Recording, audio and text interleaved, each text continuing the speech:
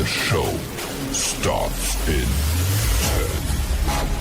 9, 8, 7, 6, 5, 4, 3, 2, 1, go. The following content contains adult language and humor that is not suitable for viewers under the age of 18. Viewer discretion is strongly advised. The views and opinions expressed during the following video content are those of the individual and may not reflect those of others.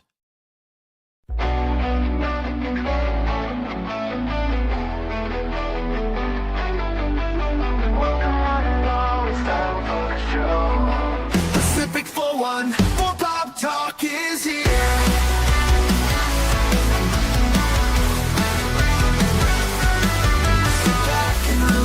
Join the conversation. We've got Baron, Norman, Text, Trash Money, 007, and even Mike too. Pop culture, entertainment, news and reviews. Discussions or have opinions made from the panel to the chat. Everyone is welcome here. Reactions, watch parties, and special guests. We like to have a good time. Pacific414 Pop Talk is underway. Pull up a seat, we're inviting stay. Articles, collectibles, reviews, you say. Baron, Cash, and Mike bring the fun tonight. Now sit back, relax, enjoy the show. Don't forget to like or comment below. We almost forgot to share out the show. Pacific414 Pop Talk is one of a kind. It's true. It's true.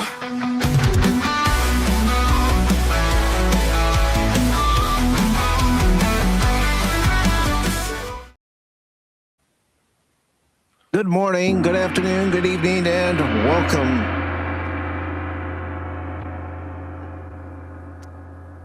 Why did you play that? Why? Because why did you play the show needs to start with a gong. The show should start with a gong. You know that. No. It's impressive. I didn't tell you before we went live, but I have some special music for tonight. Uh-oh. Good job, Baron. Okay. I'm trying to just bring some light. Okay.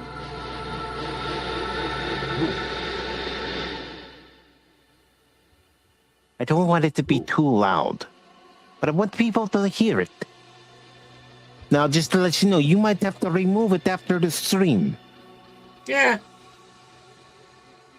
I'm not monetized anyways. But tonight, this Centauri invites everybody to watch a great movie from a great show from its own creator.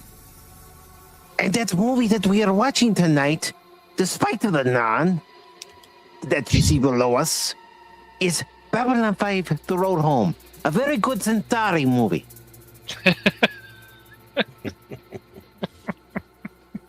Everybody on the Centauri homeworld knows how good it is. You take it to the non, and they do not like it. It's a good movie. It's Yeah, like It is a It's very a good movie. movie. Yes. But tonight we are watching Babylon 5: The Road Home and not the Super Bowl, because honestly I don't care about either team that's playing the Super Bowl. I don't even care about the NFL. It's okay. But there's a game today? Okay. it was the dawn of the third age of mankind. And we journey back to a station known as Babylon 5. I was going to do the whole speech, but I thought maybe I should veer off from doing the whole Babylon 5 speech because of copyright and stuff. Oh, I think the whole Babylon 5 speech is okay. Yeah. But yes. Yeah, I know, but you know how they are sometimes. But yes. For those of you who may not know and may not be aware, Baron, Cash, Lord Crit of Everest Productions, and Phil McCracken, we all did our own little talk about Babylon 5 on Baron's channel now, didn't we, Baron? Yeah, I think I remember that. Discussion on Babylon 5. All 5 Yes. seasons. How Actually, could you I took forget over it? after the second one. Yeah, well, I took over after the second one, Yes. and Lord Crit. Yes, you were the Sheridan after Sinclair. You Yes. got that right. Isn't it amazing how that works? Absolutely. There we go. Absolutely. But yes, we are going to be watching this great movie, again, written by original series creator J. Michael Straczynski, who's no stranger to writing animated feature films, animated TV shows. He was a part of He-Man and the Masters of the Universe. He was also part of She-Ra. He's part of several animated series. And of course, he pitched his idea for Babylon 5 to Paramount, the owners of Star Trek, who said, no, we already have a space show. So he pitched it to Warner Brothers, and we got 5 great seasons of Babylon 5. Mm-hmm. And I know what some people say about season 5 of It has some Babylon problems. 5. Overall, it gets better. So, yeah. Byron Oh. Rose. I was going to say, once you get past the Byron part, which honestly, in retrospect, isn't that bad. Yeah. But once you get past that part, the season's pretty good. If you've never seen Babylon 5, you can still watch all 5 seasons over on Tubi if you'd like. Tubi should still have it. Yeah, good. Yeah. Yep. Unfortunately, none of the movies. That's the No, they don't have any of the movies. It's hard to find some of this stuff. It's really annoying. Yeah. That's why I have them on DVD. Maybe that's Yep. the best way to And go. Crusade. Yeah. Yeah, unfortunately, on my end, I only have Babylon 5 The Road Home as far as the movies are concerned. Mm-hmm. Well, But- didn't your Blu-ray come with at least The Gathering, the first movie, the pilot movie? I think it did. I'll have to look at it again. It should, because it's considered a two-parter now, but it's still a movie. Yep, And of Scott course- Adams. I see that in there. That Yeah. him in the other chat there.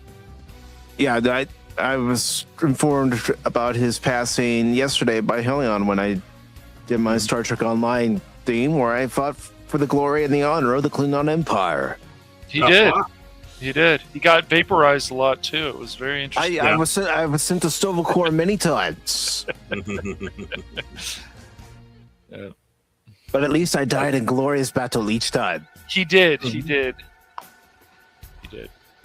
Yeah, Scott Adams was a big fan of Babylon 5, hence, of course, his little appearance in a cameo. And of course, it had a stock of great guest stars, from Michael and Sarah to David Warner.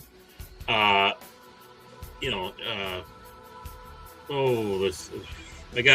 to get mental farts, but Martin Sheen was in one of the movies. Morgan Shepherd, he was in the show too. David McCallum.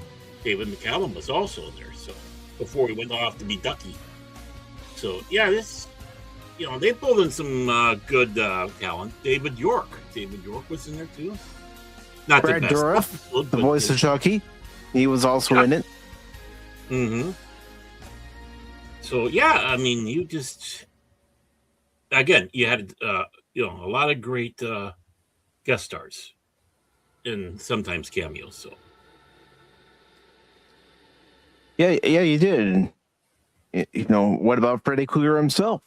Yeah. He was in it. Robert Englund. Mm-hmm. And Paul Winfield, as Tim was saying there too. That's just it. There's so many. There were so many. It's just hard to fit them all in.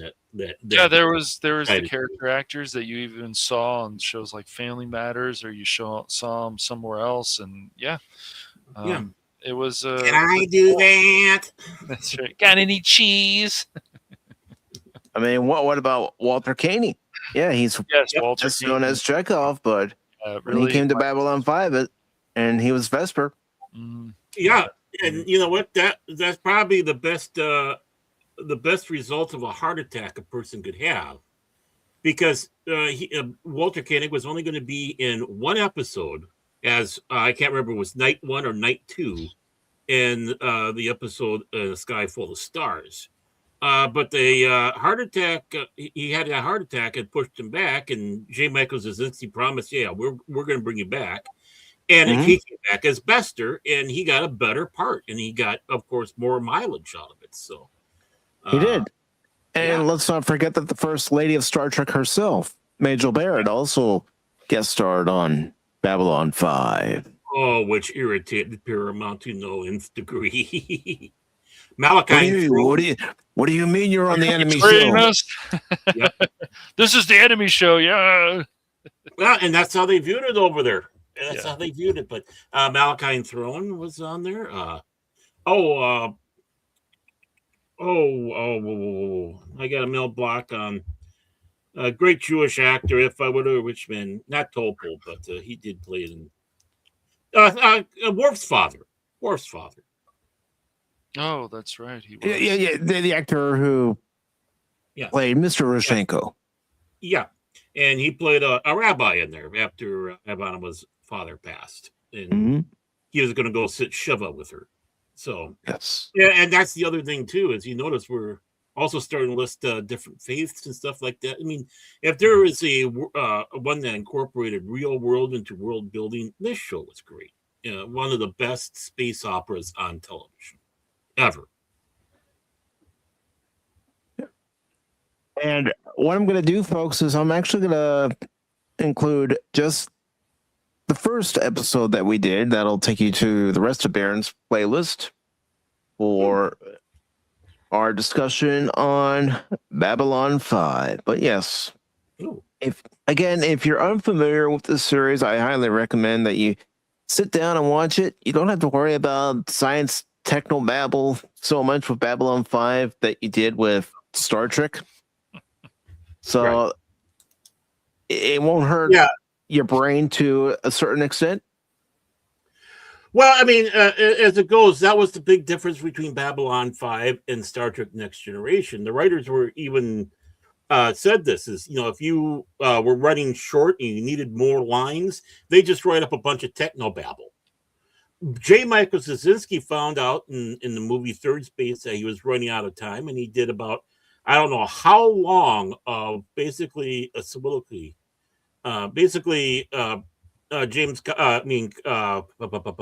Zach professing his love to Leela. Lita. Yeah. My brain is, and the over trouble is she's possessed at that time. He doesn't know it. And he spends this, basically, it's just him. And he nails it on one time. But he writes this long thing of him professing his love. That was kind of the difference between Star Trek and Babylon 5. It's like, if we got to fill it with something, let's fill it with something with meaning. And it works. Theodore Bilkey. Yeah, I mean, you had some situations, but even I would say Garibaldi. Mr. Garibaldi. You got to say it right, Cash. Mr. Garibaldi. Yes. I don't know if in Trek, if they would have gone as deep with his alcoholism issue that they did in Babylon 5. Those kind of things, because those are things people still deal with even today. So, no, that's very interesting. And I think even Spock, when I was talking to him the other day, he loved that character. I said, well, he's a great character. Garibaldi was great. Everybody was flawed in that, but Sheridan, there's a lot of really great characters in Babylon 5, so, including the Centauri. I have to admit that. See, notice how he begrudgingly says it. He begrudgingly mentions the Centauri. He doesn't realize that the Centauri are superior to the Na. Yep. That's right. You're funny, Phil. You're very funny. Yes, I see Phil McCracken is here. Yes. I do see him. I do see him. And if anybody is wondering, what voice are you trying to do, Pacific? I'm trying to sound like Lando Malari. You did a pretty good job. I mean, I do okay job. Yeah. But, again, take a look at the cast, though. Of course, people didn't know who Michael O'Hare was, or even Jerry Doyle. when the show first came out. It's okay. In Claudia Christian per se, Sure. but they saw Peter Jurasek on like Beverly Hills Bunts and shows like that. Of course, Tron, but you wouldn't have recognized him in that one. You had Bill Mumy from Lost in Space and some other projects as well come in there. You had, of course, Stephen Furst, Flounder, from Animal House. Yes. Which of course showed us what type of acting chops he really, really had.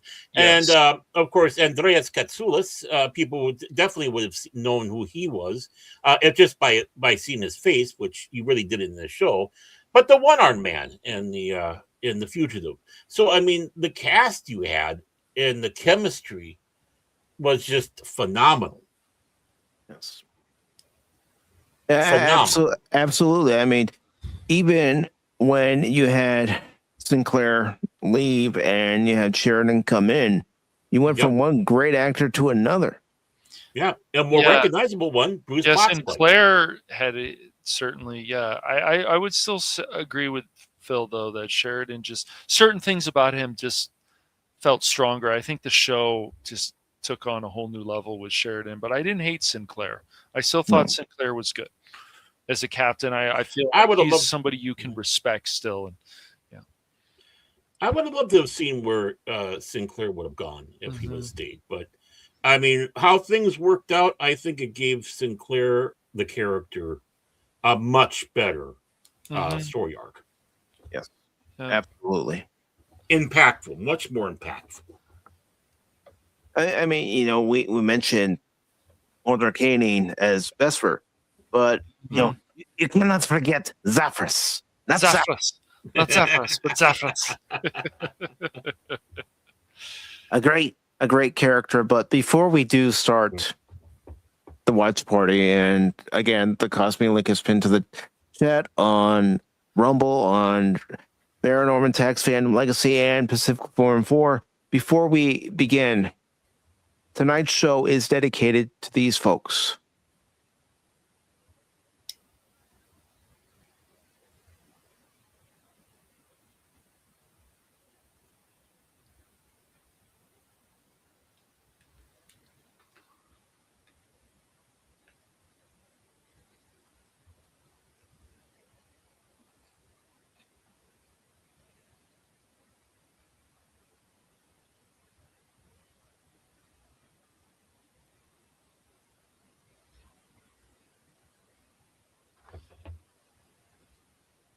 And yes, Harlan Ellison's name in there because he was involved with the show. You're bringing up, of course, Zathras. Unfortunately, he passed away too. I mean, so many people we've lost from this show, which makes the production we're watching tonight even more special, in my opinion. And it was done by the blessing of everybody. That's why J. Michael. Oh, I'm sure it was. That's why J. Michael needs to be like, I don't think you should reboot Babylon 5, man. No. I don't think you should do this. I love that line. What do you want to And have you met my new actor, Shave? Speaking of Moonface Assassins of Joy, Bill McCracken is here. Yes. Yes, he is. He's always you around. Moonface Assassin of Joy. It is not fear. It is Phil McCracken. Of course, Helion is here. We've got Tim here. DJ Ronnie G. We also have Lady Mist. Yeah. And everybody's favorite space polar bear, sort of Cubus Cuber. .com. And his human suit. We can't forget the human suit. Yes, but ladies and gentlemen, I'm going to go ahead and press play. But, 1 second here before we do hit play. I just want to warn everybody, if you have not seen Babylon 5, there will be spoilers in here. You might not understand what they are. Good point. But because this takes place after the last episode of Babylon. I mean, not the very final episode because that took place 20 years later, but the second to last, basically when the show was wrapped up. So I just wanted to warn people about that. But it's still a great story and still a good watch. Yes. Back to you, Mike. Still an excellent watch. So get the jump gate ready because we're heading out. Warner Brothers Animation. Are you hearing the music? I hear the music.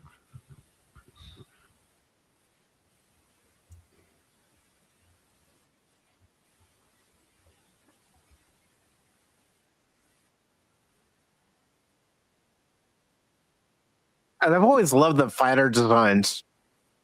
Yeah.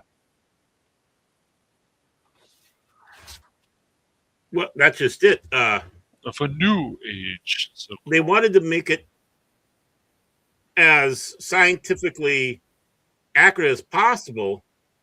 That NASA did come to JMS and ask, "You wouldn't mind if we took this design for ourselves, for future endeavors, for something to be in space?" Mm-hmm. And of course, JMS said, "No, no problem." Uh,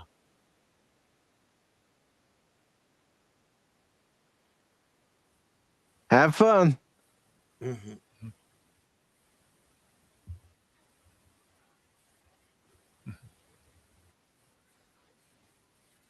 But yeah, I did invite Phil and Crit to join us. And Mhm. if they ever want to pop in, they've got the link. Mhm. and this is good animation too, so Mm-hmm. Mhm. that as well.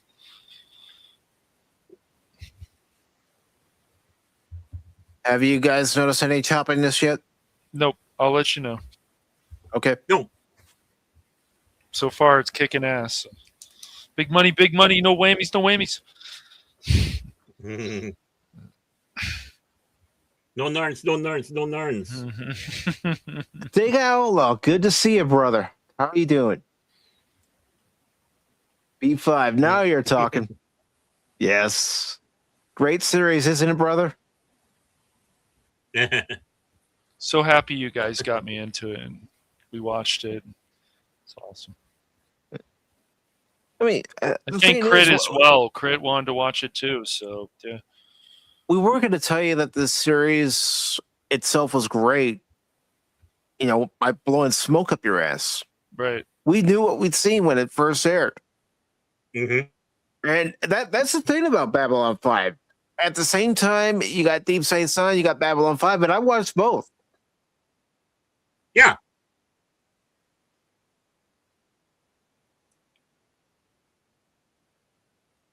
Cash, was that your excited voice? White Star. Cash is never excited.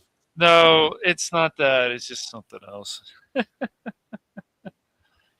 Oh no, I do get excited about stuff, Baron. That's Yeah. Don't start lying to yourself.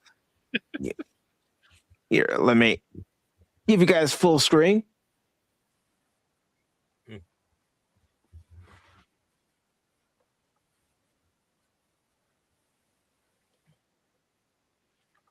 And I will say, the actress that's voicing the Lynn and the actor that's voicing Mr. Garibaldi, Yes. they do so well at getting close to Mira Furlan and Jerry Doyle. Yeah, I'm sure J. Michael talked to them a lot about that too.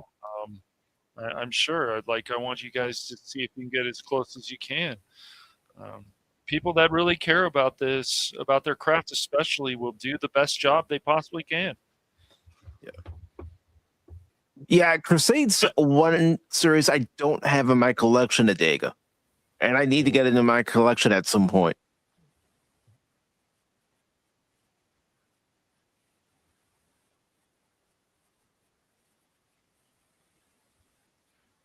And the fact that you have the living original actors from the series voicing their characters again in this, Mhm. that says something too. That shows how much they still care about Babylon 5.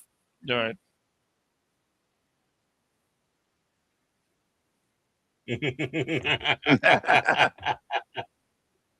Yeah. All right, DJ. Well, DJ Ronnie G and his turtles. Nerd. And Adega, if you'd like to watch this with us, No, if you're not already, the Cosme link is pinned to the top of the chat, brother. All right, Cosme, you're kicking ass so far. Just keep it going, man. Just keep it going. Don't jinx it. And of course, I think the one that did It's the still the best first job inning, though dude. is I know. It is. Go ahead, Baron.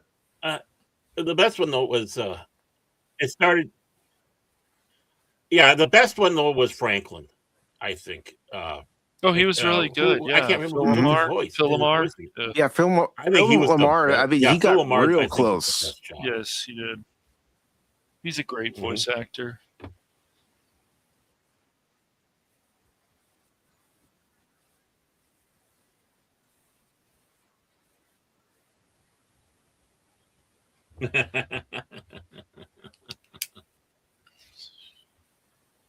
Got that hot, huh, brother? And as much as I like to make fun of media sites like IGN and stuff, they still like this. So I gotta say, well, then there's people there that still have some taste.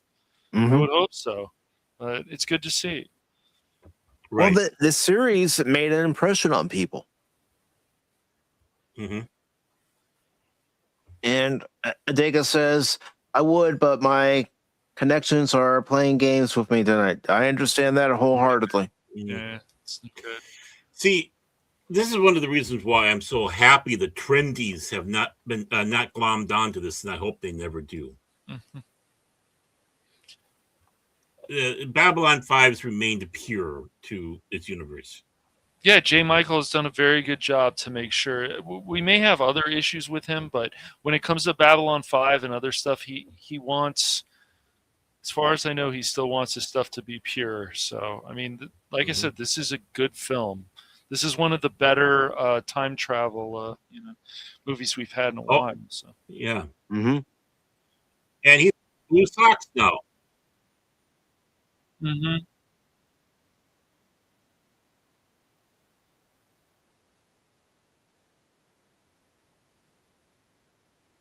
This is Mimbar.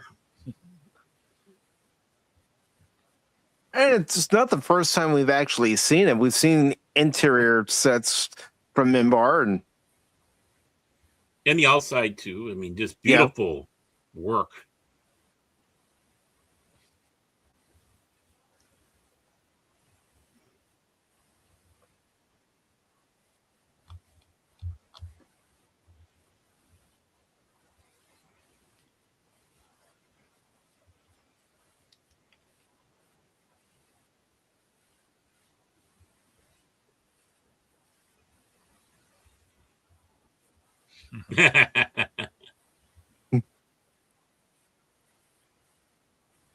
and I'm being serious here because sometimes you have to do it. Helen, have you tried unplugging your controller and plugging it back in?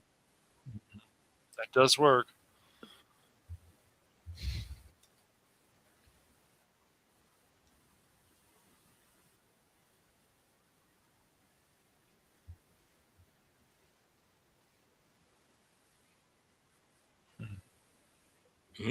Uh-oh, hiccup. Something's going on.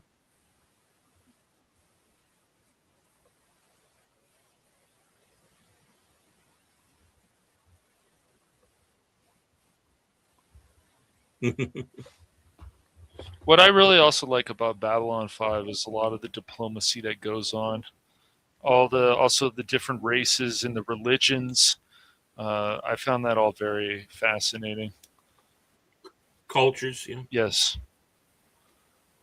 And how, like you said earlier, Baron, J. Michael Straczynski didn't shy away from the different religions of our own planet. Right. You had Yep. talked a lot about that even on stream, Baron. Yeah, I agree.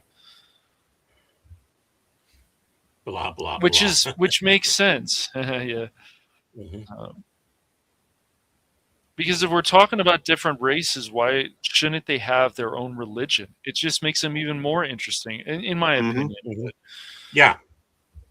Well, that's why this makes great space opera. I mean, this really makes great space opera because of those reasons.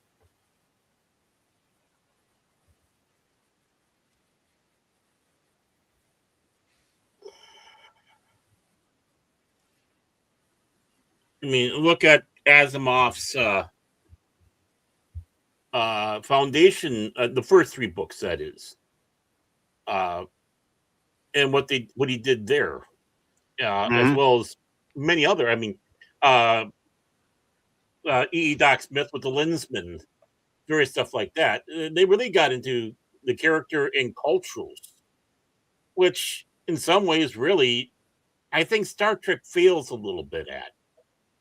I wish there was a little bit more done with that. That's why stuff like the yesteryear and those episodes where Spock gets, uh, Well, Vulcans definitely. get explained more and such was so important. Yeah.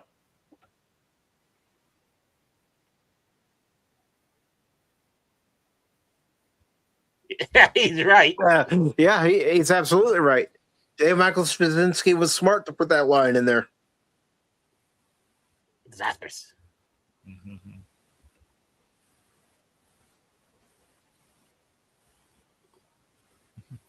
Even the actor voicing Zafford is doing a good job.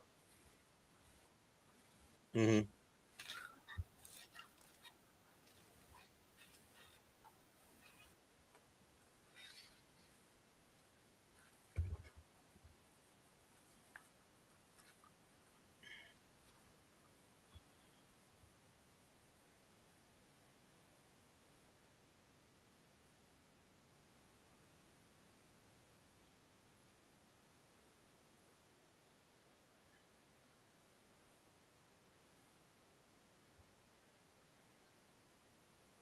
Yep.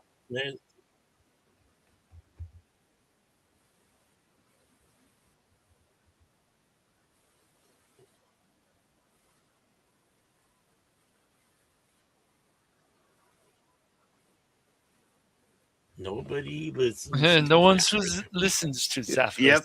Yep. Our cash. Yes, or Baron. Or Mike. Yeah.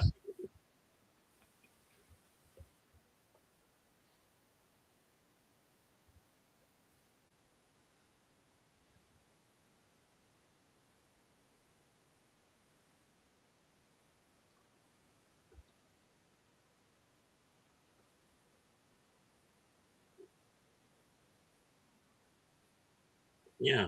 Didn't think so. And even has that dry humor. Hmm. That was known Some, throughout the series. yeah. Something explodes and she immediately thinks, John, when did Oh, my husband blow up again? think about the predicaments that Sheridan has found himself in.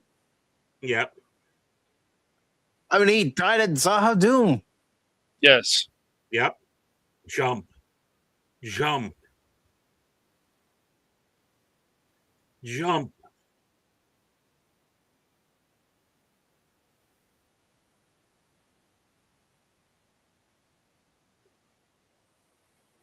Bye bye, John. Oh.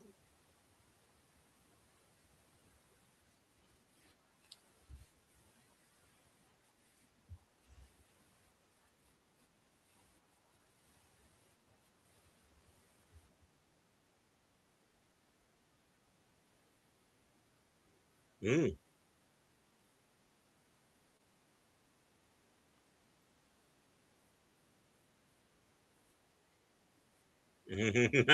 Well, that had a And they're little running. spice. Yeah.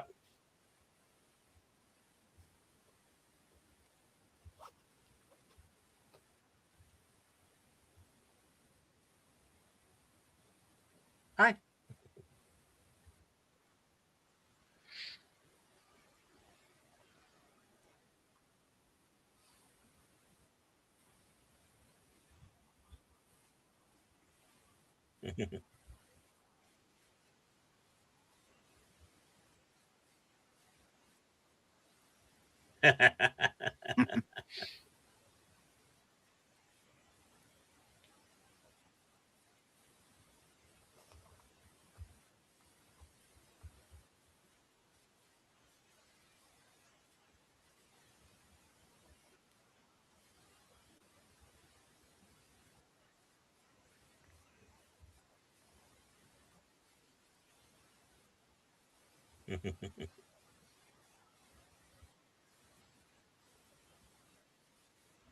No.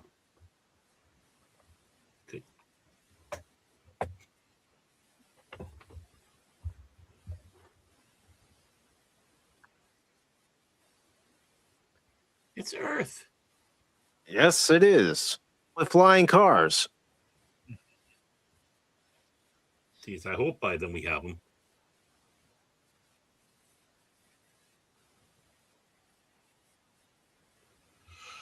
Stability.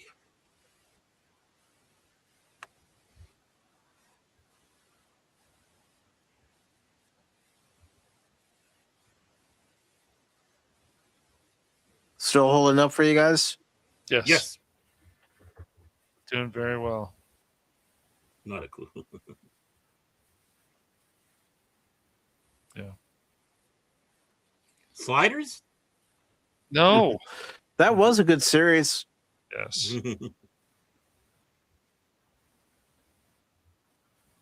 See, and this is how you do an alternate reality movie as well. Mm-hmm.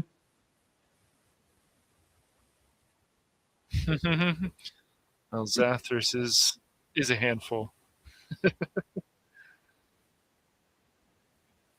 He's a lot to deal with. Yes. Mm-hmm. But you mean Zathras, not Zathras. Zathras. Zathras. Yeah. Different Zathras. Our Zathras. Our Zathras.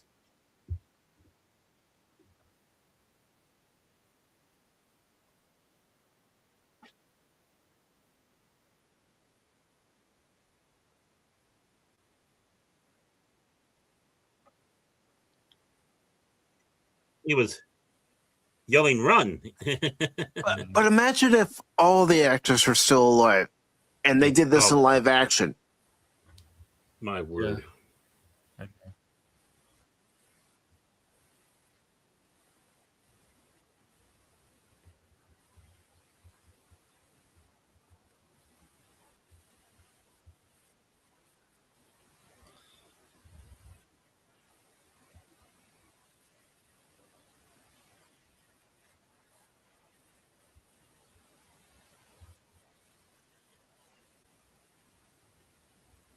Hmm.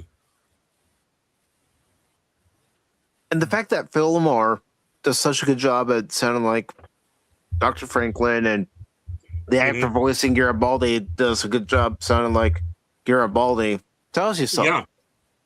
Yeah, it does big time. Mr. Farmboy.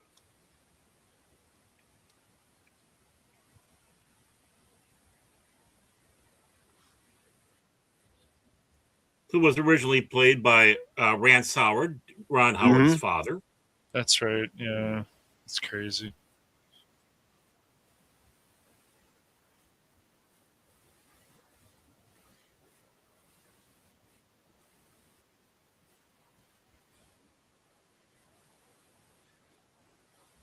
Mhm.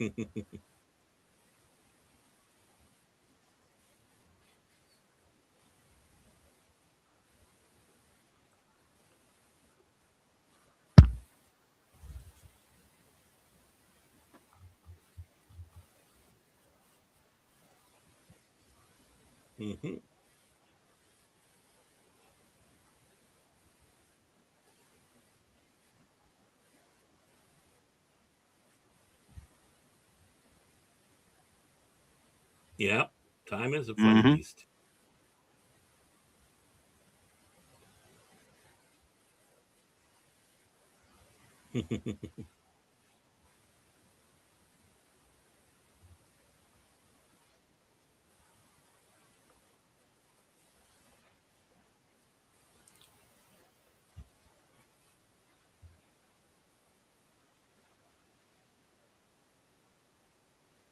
It always will if you're lost and you start to panic. Mm-hmm.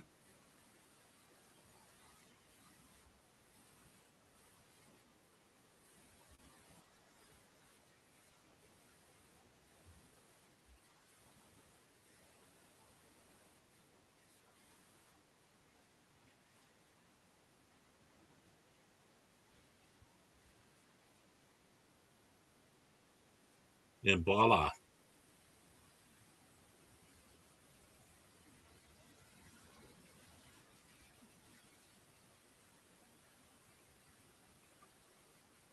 Now, I wonder if they based young Sheridan off of pictures of Bruce Boxleitner when he was a young kid. I wouldn't doubt if they did.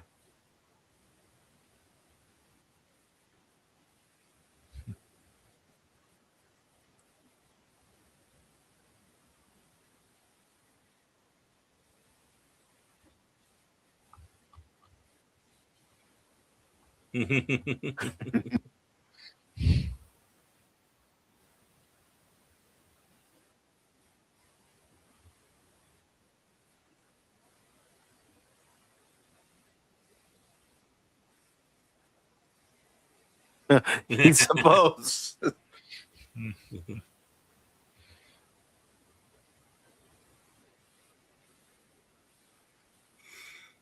This the scene and all scenes just look beautiful in this too. Mm-hmm. Yeah, they certainly didn't take the cheap route in doing the animation. No.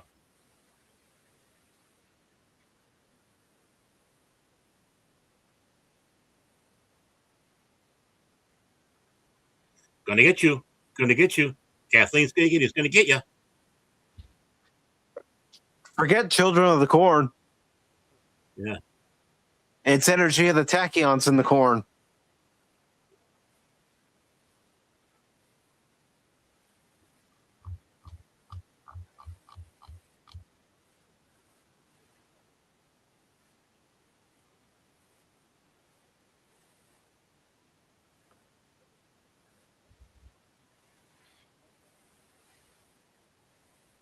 Za ha doom. Yes.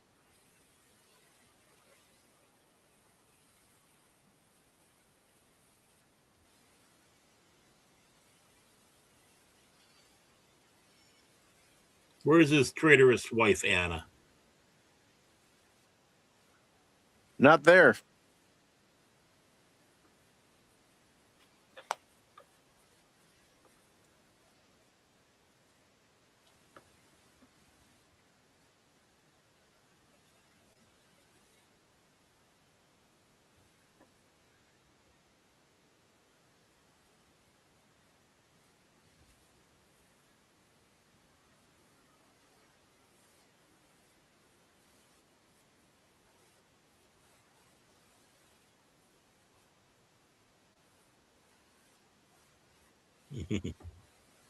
That was nice of them. Mm-hmm.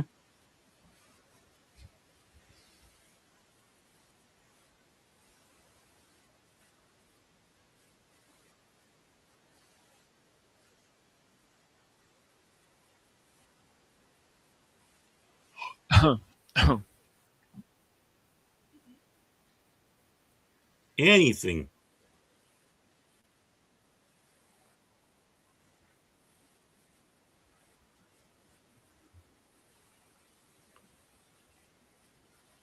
The walls are moving.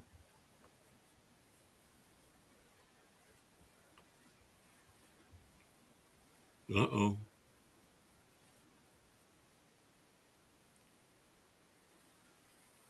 And so it begins again. Yep. Mm-hmm. It's like a nightmare. It's definitely a nightmare, actually. Sure. It's like, not this again. Well, I mean, he wasn't there the first time, but now he's experiencing Right. But he's experiencing it. Yeah. But he still knows from the past. He knows from his own experience. It's amazing how fast they build those new casinos in Las Vegas. Yeah. As soon as they got the permit, they started building.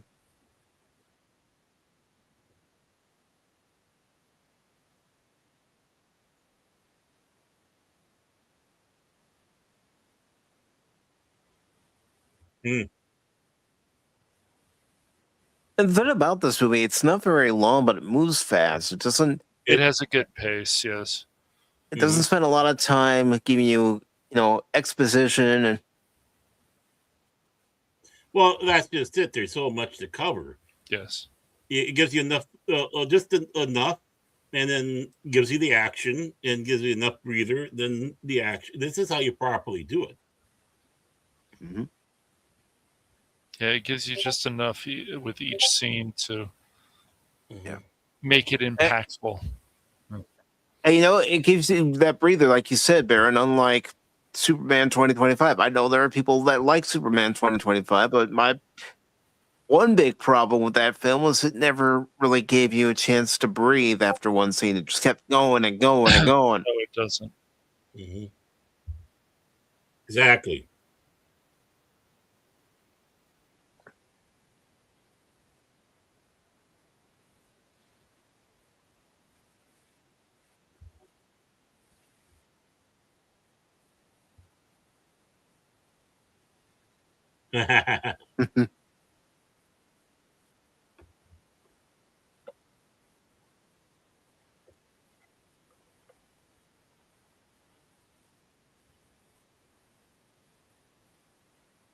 Ivanova, come on, you gotta crush on Ivanova, Claudia Christian. Oh, hell yeah. Oh, yeah. Mm.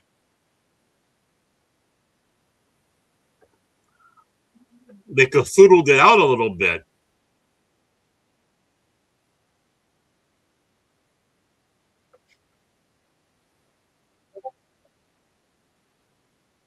But this gives you a glimpse of how Sinclair would have handled it. Mm-hmm. Oh, I've seen the launch.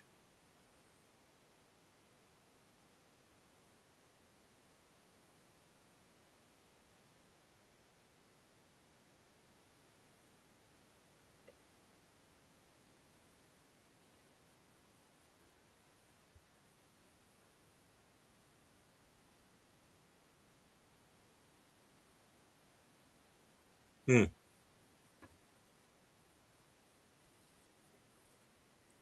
Yeah, because they're shadows. I would love to have an official Babylon 5 game where you get to actually do something like this.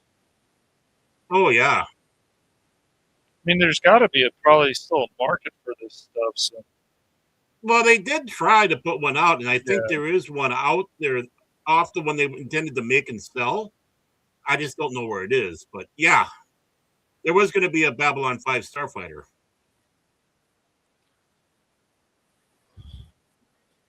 imagine a Babylon 5 game like the original Elite Force. Mm-hmm. That would be so cool.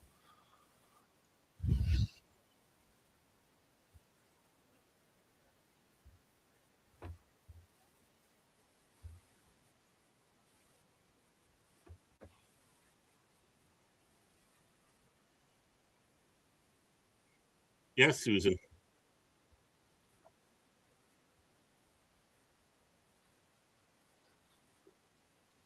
Move it.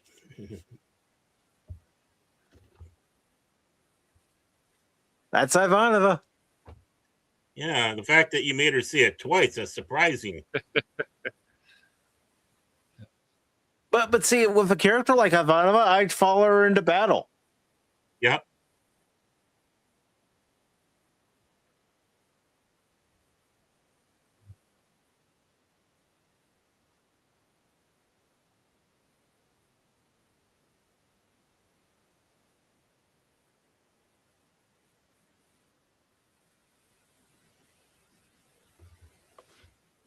And they remembered that Garibaldi was left-handed. Mm-hmm.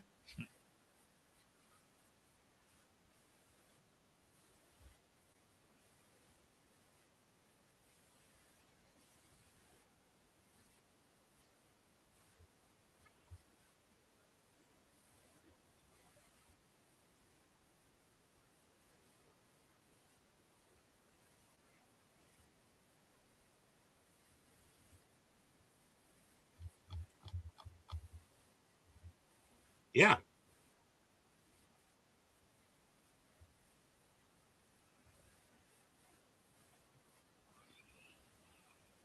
Mm-hmm. Yes.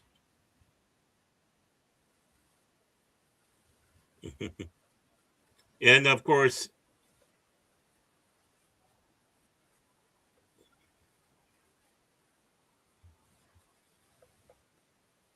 Sinclair, of course, knows all about Last Stands.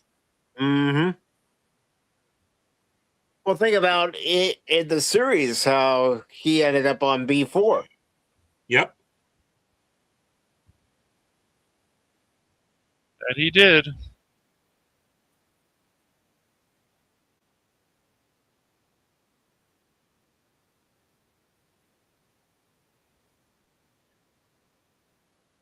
All right, hypothetical: Babylon 5 versus DS9. Who wins? I don't know. I mean, all depends on how the weapons work. I mean, the differences between photon Have fun torpedoes with and it, Baron. phasers. Have fun with it. Have fun with it. I see. This is the thing I really love about Bab 5 with their space battles is how the Star Furies work. I think with I think with shields and stuff like that, probably DS9.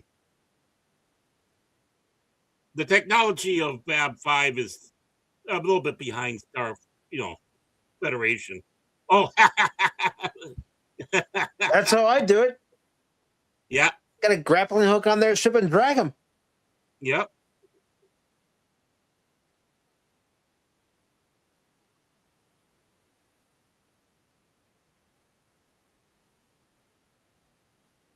Well, let me put it to you this way, Baron.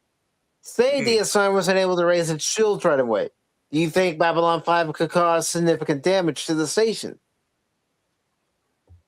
Repeat that a little bit. Was the explosions kind of? What was the question? I said, say Babylon 5, not Babylon 5, but DS9 wasn't able to get its shields up right away. Do you think Babylon 5 could do significant B5. enough damage? B5. B5's more armed. It's more made for than Terok Nor because that's a mining station. Yep.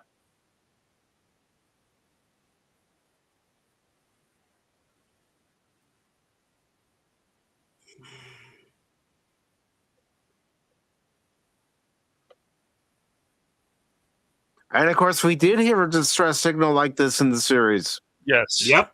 Yes, that did happen. I remember. Babylon Squared. Mm-hmm.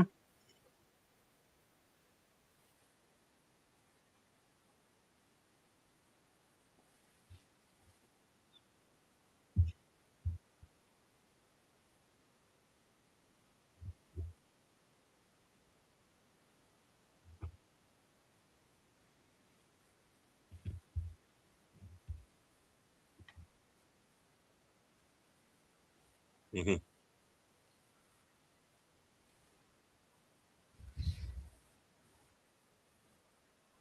Yeah, that's Garibaldi's dark humor. Mm-hmm.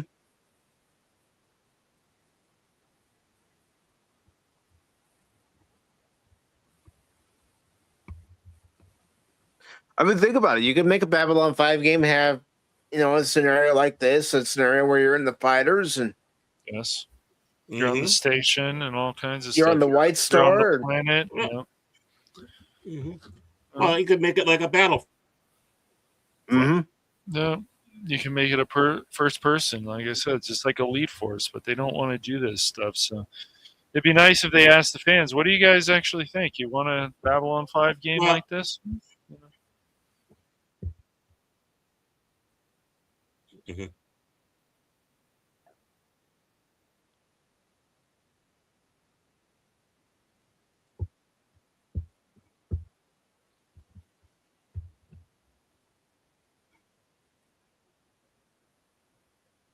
Screeching, screeching, screeching.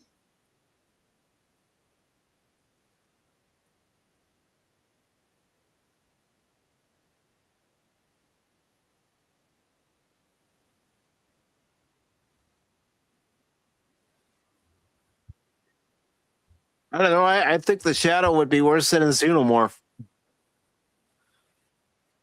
Yeah. Yeah. They're both Well, quite it's awful. a million years old, older species. They're both awful. So. Shadows are much more intelligent. Yes.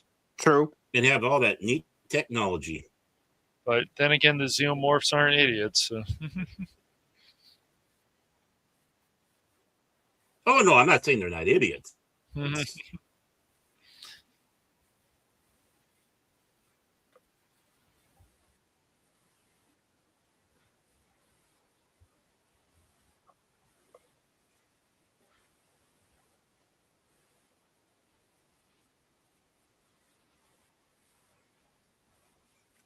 Yeah.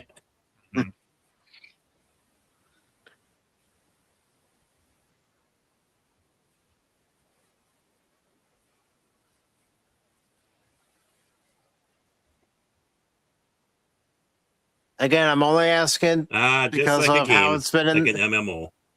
Yep. But I'm only asking this only because of what's happened in the past using Cosme. Any stuttering, any choppiness? Nope, not yet. Not for me, anyways. I had a little bit, but that could be on my end. Yeah, it could be on That's my on end. your end.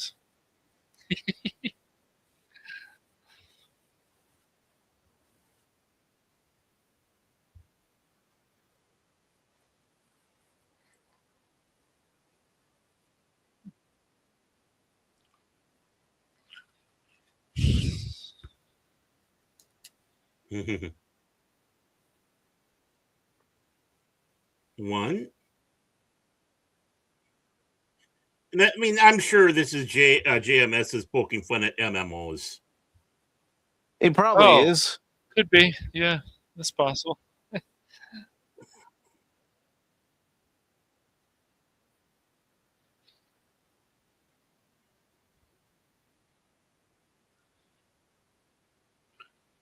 It's also been stuff like if you go back to the old GoldenEye days and stuff. Oh, they're coming in. You got to press these buttons. Mm-hmm. You got to protect this person. They're working on this computer and things like that. Yeah, well, think of the think about all the stuff we sometimes do in Dark Tide. Yeah. Yes, true. You have to run from one area to the next.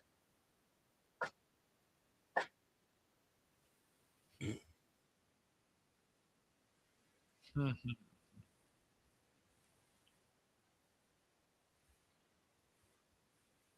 Mhm.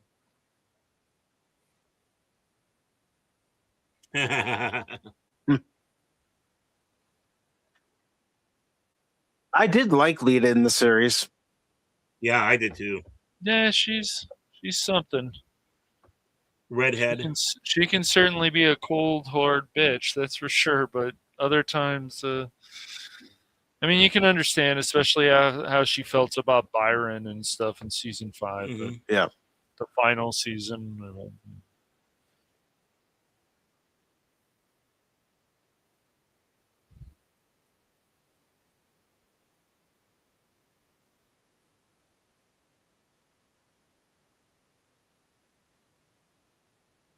I mean, imagine if they made a B5 game and we were in this kind of scenario. It'd be fun. Yep. Maybe have a multiplayer option, all that stuff. Yeah. Yeah. Great. Yeah, yes, folks. I'm pretty much saying I want a Babylon 5 game. Mm-hmm. Me too.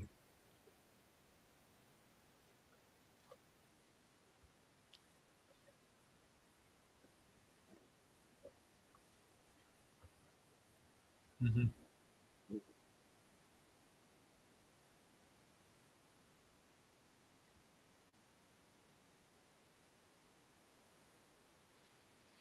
One of the other things I really liked about Babylon 5 is the back and forth between Londo and Jakar. Mm-hmm. Really found that Mhm. interesting. Their feelings, especially how they felt about one conquering the other, it was very interesting. And then how it played out and what was going to happen to him later. I don't want to spoil everything. No, Then but they don't. were the odd couple of the series. Yes, I agree with that.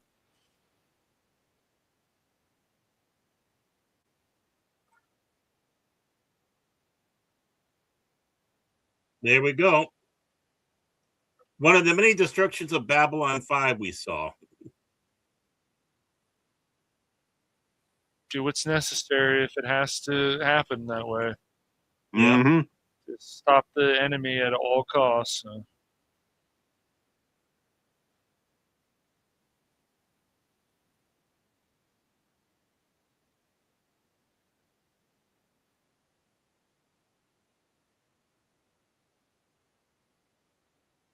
I mean, especially when you have vessels unable to jump. Exactly.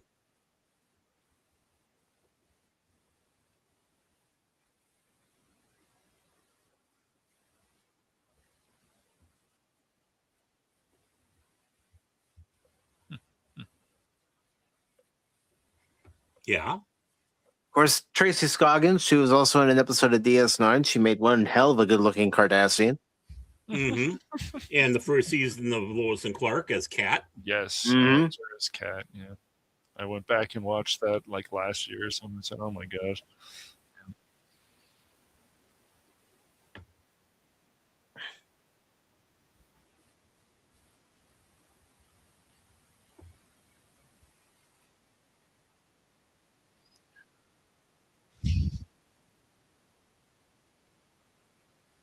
And there we go with the shuttle. Yep. Atmospheric, that is. I love they had different shuttles. One for in space only, then atmospheric.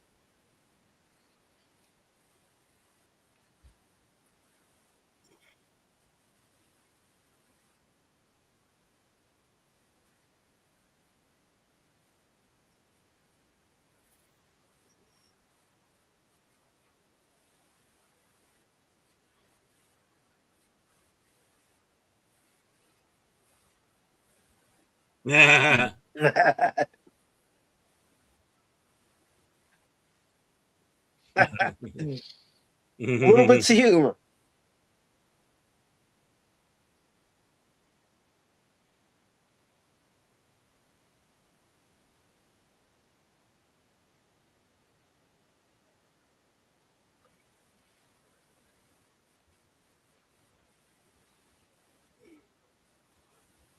Ah!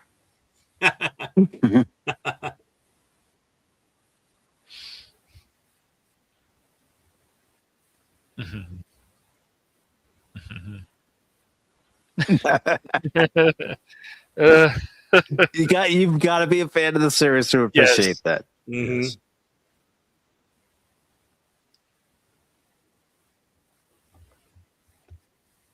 yes.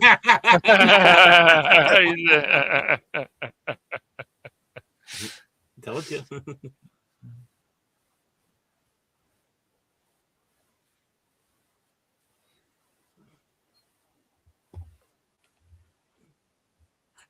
Yeah.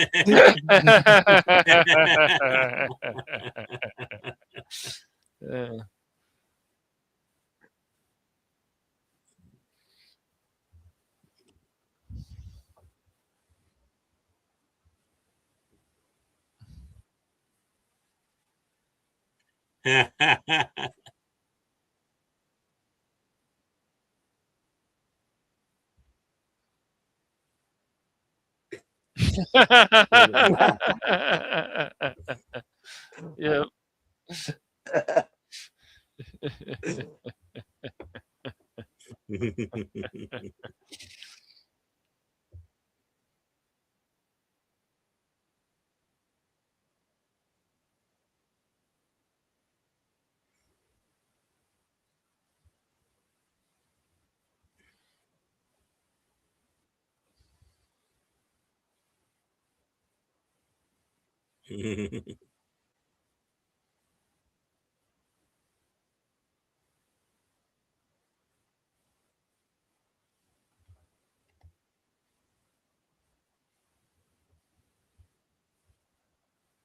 Everything.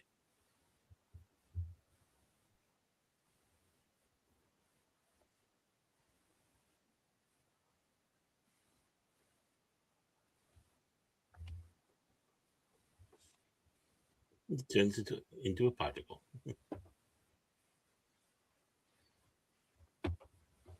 Hmm.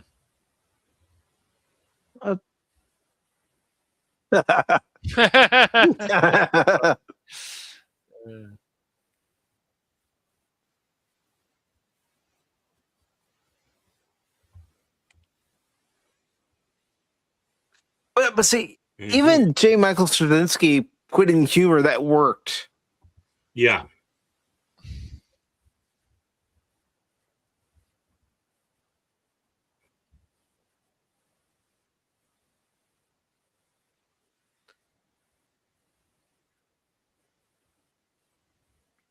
You see different points from the series, which I thought was a nice touch. Mm.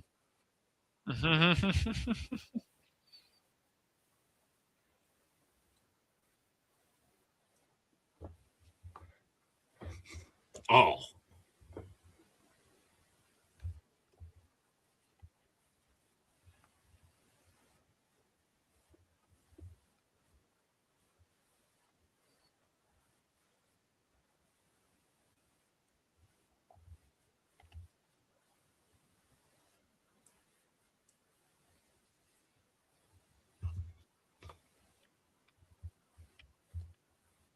Mhm.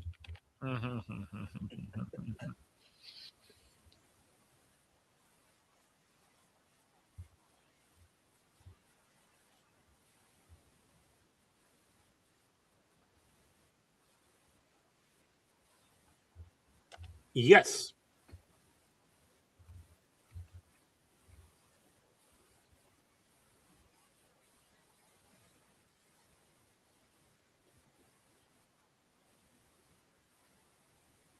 Home. Home.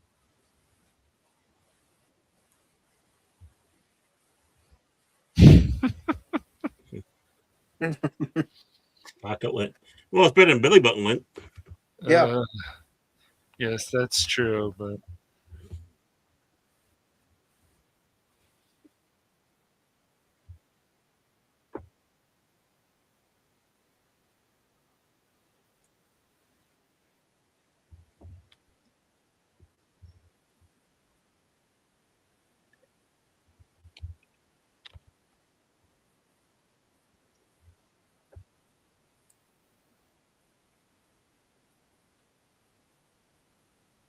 Too late. Panicking. See, and Zaphras knows what it is, and Mm-hmm. Don't panic.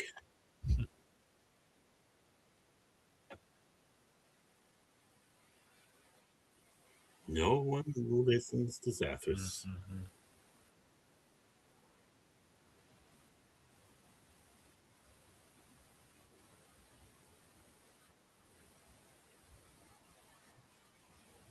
Mm-hmm.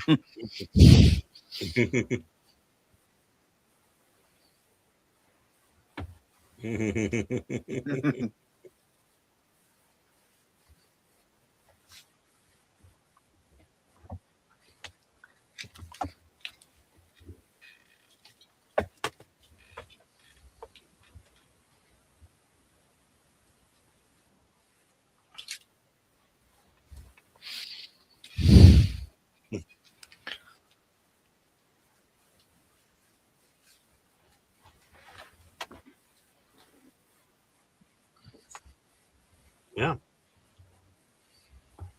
Roaming aliens.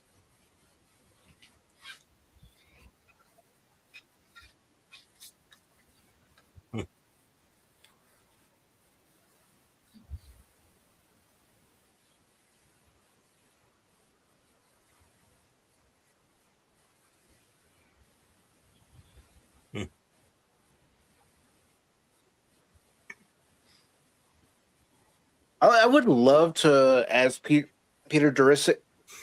No, how fun was it to get back into character again when he's recording his lines for this? Mm-hmm.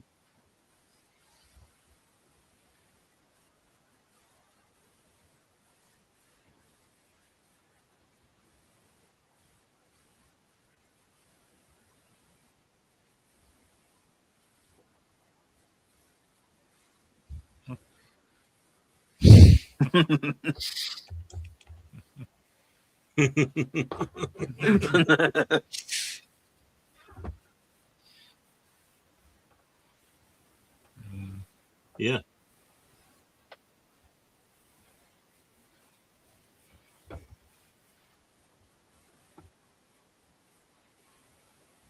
Hmm.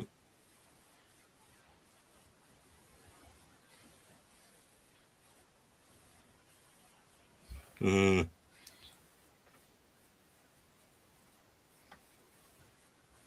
Yeah.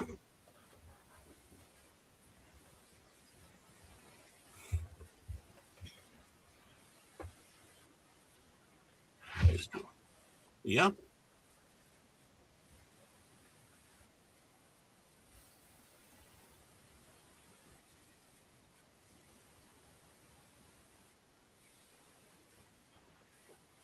Mm-hmm.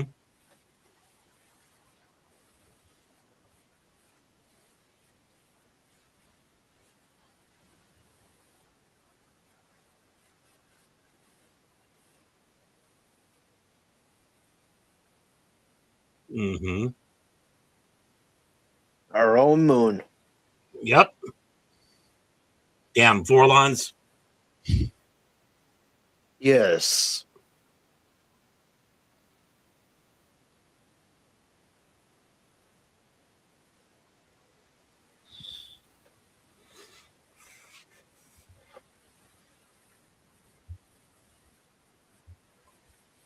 Mm-hmm.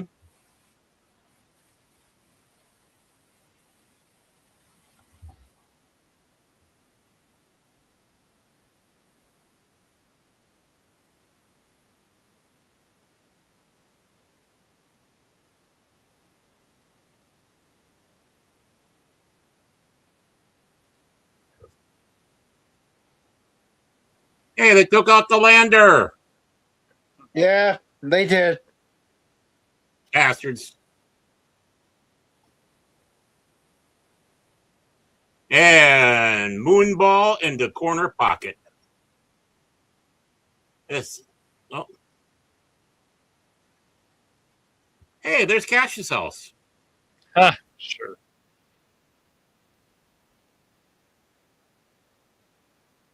But they're also smart in showing this animation too. As the moon's moving closer to Earth, the tides would change. Yep.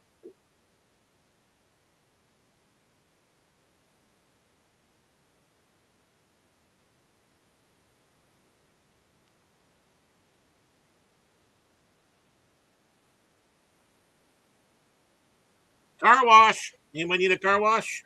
Surfs up, dudes! Cowabunga!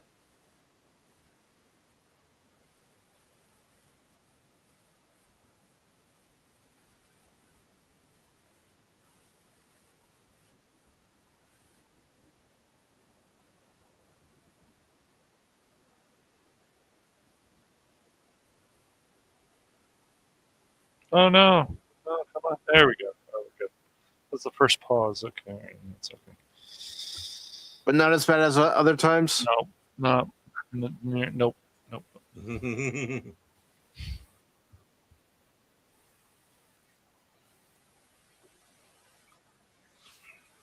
The corner pocket.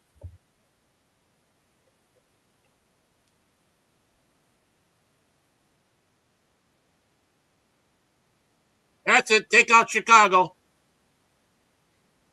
And Minnesota. Yeah, they can have it. And several other states. And now the entire world. Well, there goes that Indian scam call. Who needs the Death Star when you can use a planet's own moon against them? Mm-hmm.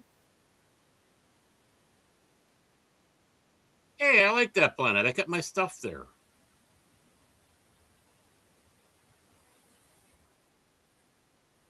Dun dun dun dun dun dun dun dun dun dun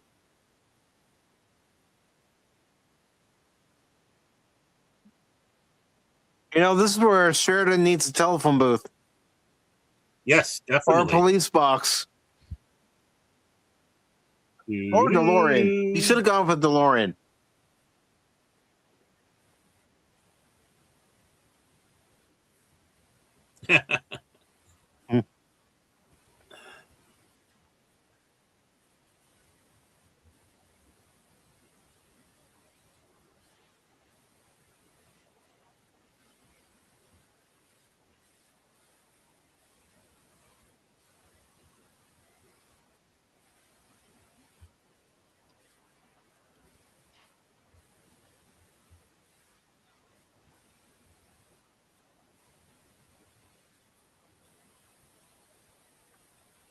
Andreas Katsoulis, who played Jakar, was so great in the role. Yes. Oh yeah. I know I tend to lean toward the Centauri, but I do like the non. Considering everything that happened, you'd hope so. He had a good story arc. Yes. Yes.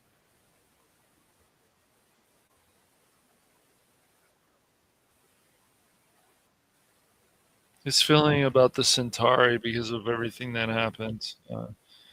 Even Mhm. he saw after a while that Londo actually needed help. And there were even times, if I remember, it's been a while since I watched the show, but that Londo would beg Jakar, say, I really need your help. And I can't do this without you. And that was really a Yeah, but it wasn't easy for Londo to admit no, that. no, it wasn't. Mm-mm.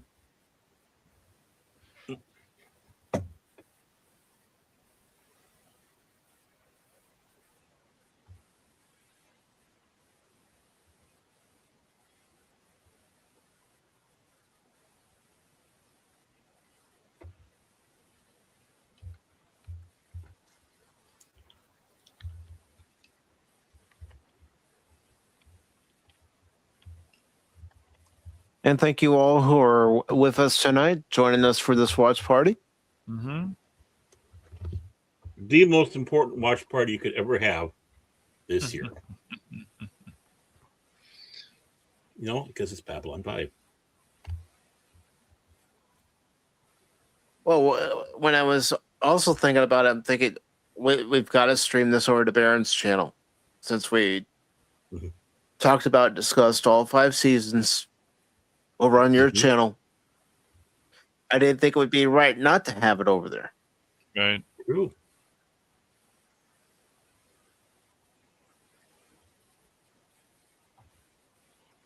So that's why I sent you that message the other day saying I'm going to schedule it over on your channel too. Yep. And I had no problem.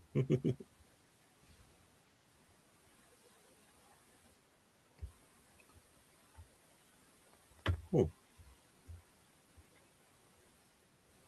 Oh, God. But it's also, why I did invite Crit and I did invite Phil, because if they were available, I wanted them to be a part of Mhm. watching this and discussing this tonight as well. Get the game back together. Yeah. Unfortunately, Crit doesn't like this movie, even think it's that good of a film. He's got some problems with this film. And Phil did message me. He told me he's going to be spending time with family, and Mhm. that's perfectly all right. Yes. But yeah, I don't think Crit liked the time travel story too much, which I tried to convince him before that this is a good solid time travel story. We haven't had one of these in a while. An alternate universe. Yes.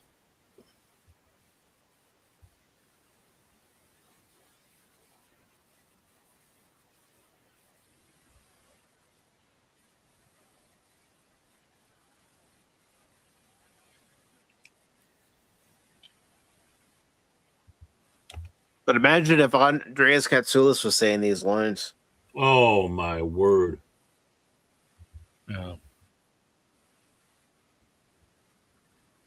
Just the impact alone. Mhm.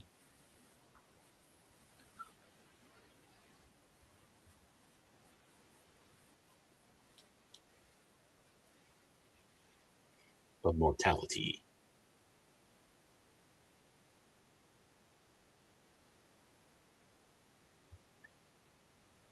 Well, this is totally bogus, dude.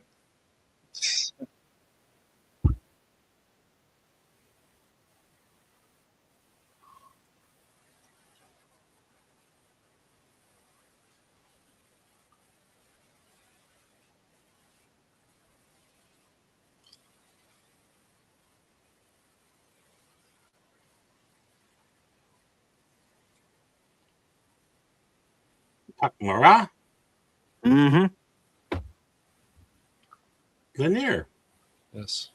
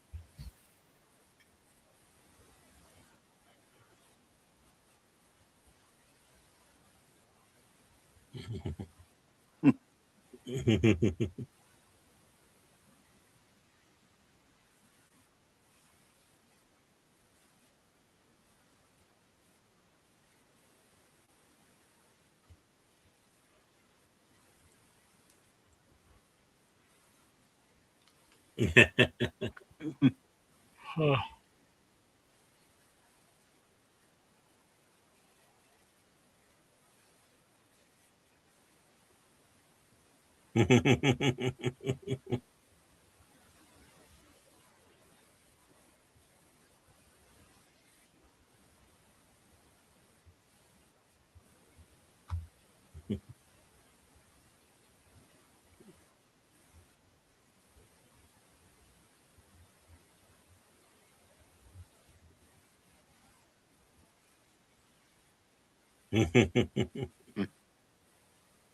Like staring into a mirror.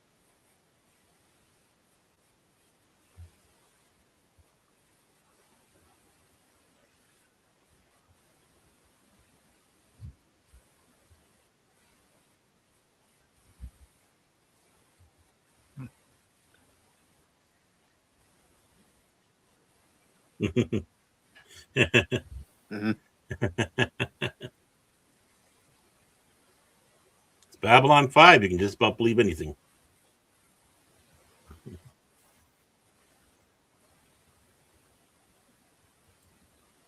Lita. Like I said, I liked Lita. Me too.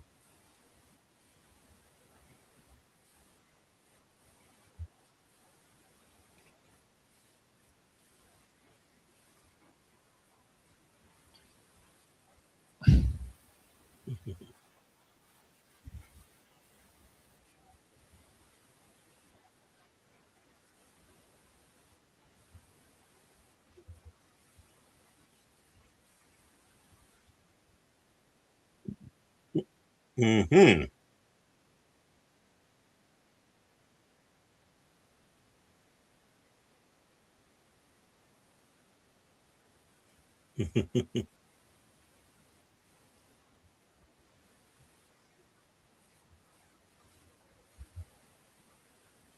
Mm-hmm.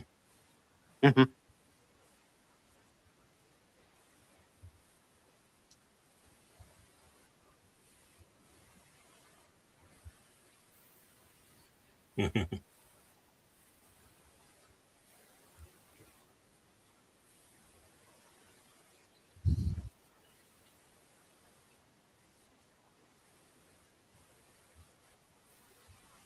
No. No.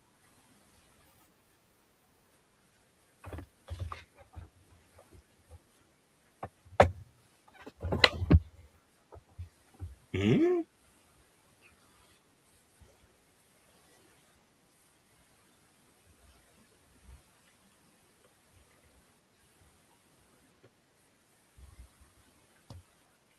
Mhm.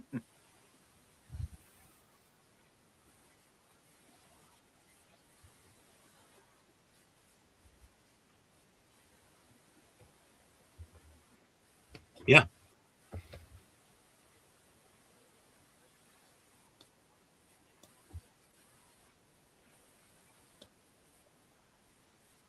Yeah.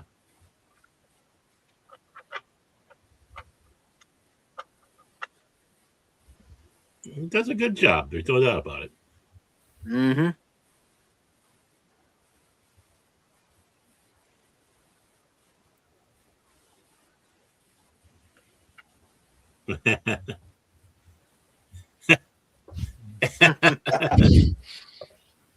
See how everything ties together. No one listens to Sheridan.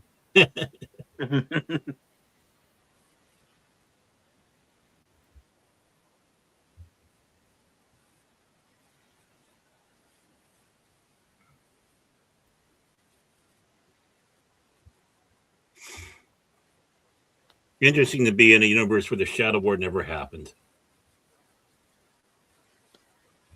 Maybe not at the time that our Sheridan experienced it, but who's to say it couldn't have happened at a later time? Oh yeah, it would have. It was just an early wake up call.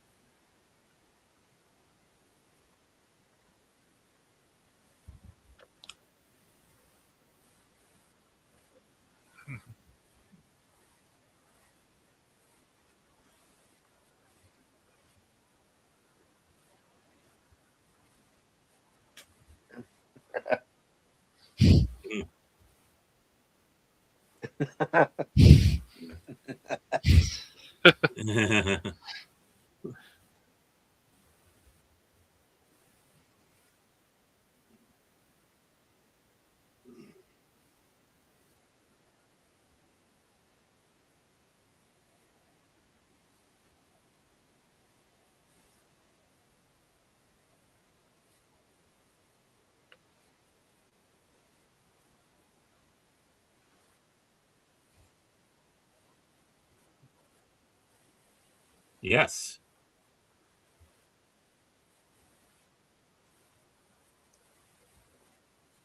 Mm-hmm.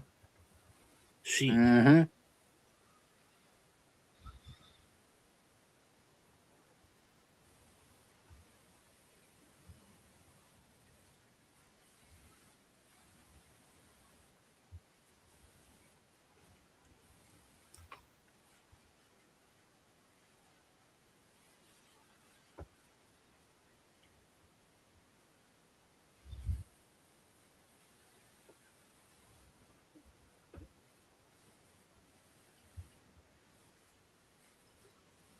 Yeah, we won't talk about his wife right now.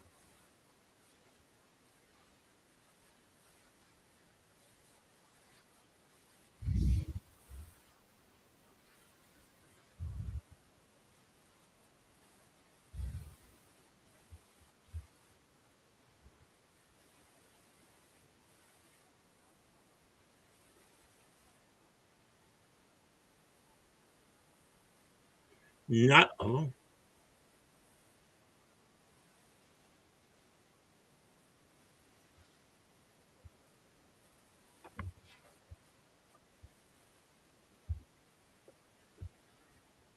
Oh, a matching set.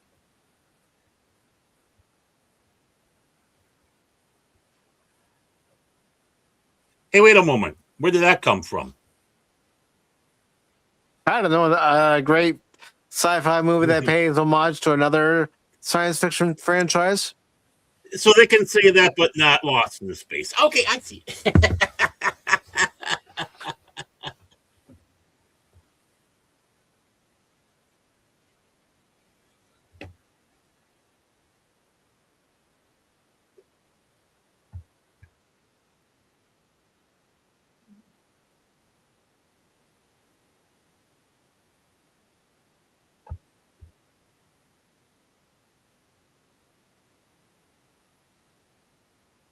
Uh-oh.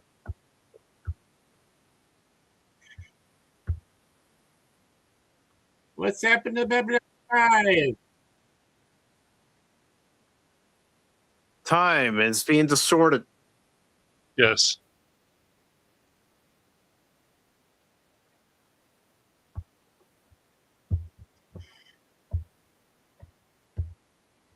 No, this movie's making me want to go through the whole series again. Blast you all. Oh no. Come on. Tells me. All right. Nothing wrong with going through the series again. Oh. Yep.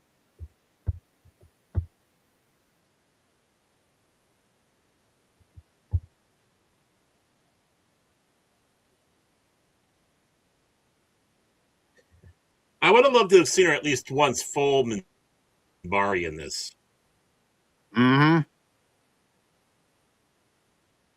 Yeah, season 1 to learn.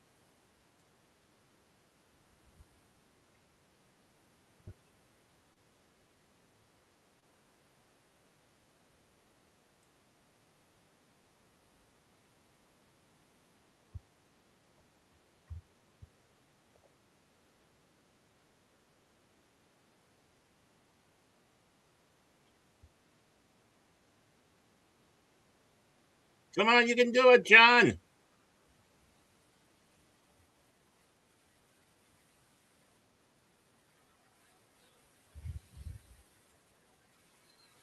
Then we'll talk about the chores you need to do, you bastard. Ah, ah, Yeah, she's got a honeydew list for him. mhm.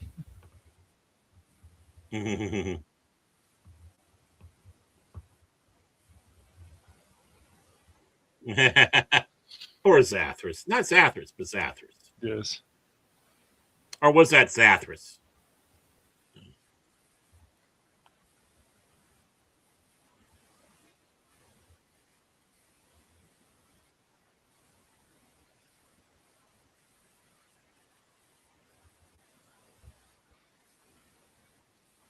I like seeing those. Oh, there she is. Yep. I miss her as the full Bari. I wish they had kept this look for her. Mm-hmm.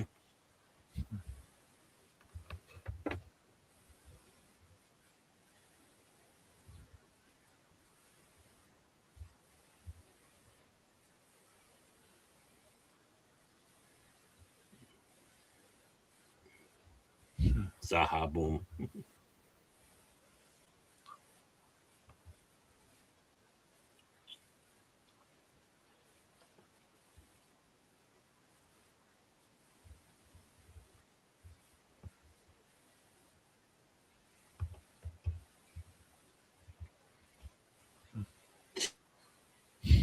Jeez.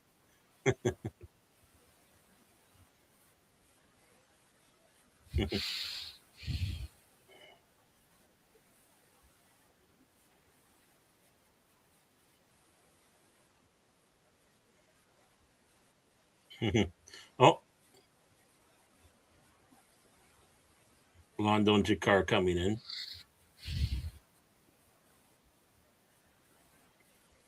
What's nice about this, it gives a really bigger full scope of Babylon 5. Yeah, it does. Spock. Spock. How are you doing, brother?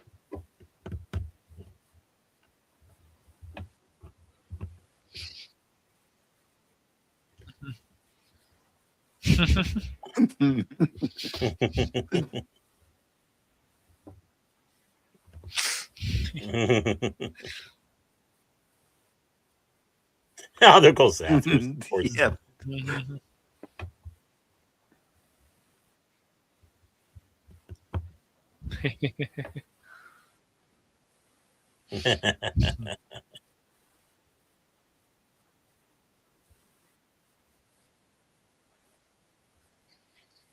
Yeah. Just that's Zathras. Zathras.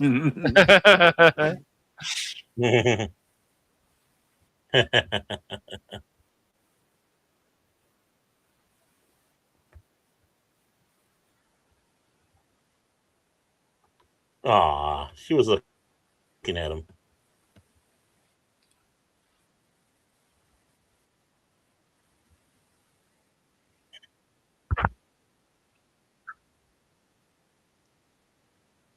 The alternate universe Babylon 5. Yes. But we're still getting the It'd be theme. interesting to dive. Yep. It'd be so interesting to see what adventure would happen in that universe. It's like, doggone, there's so many possibilities.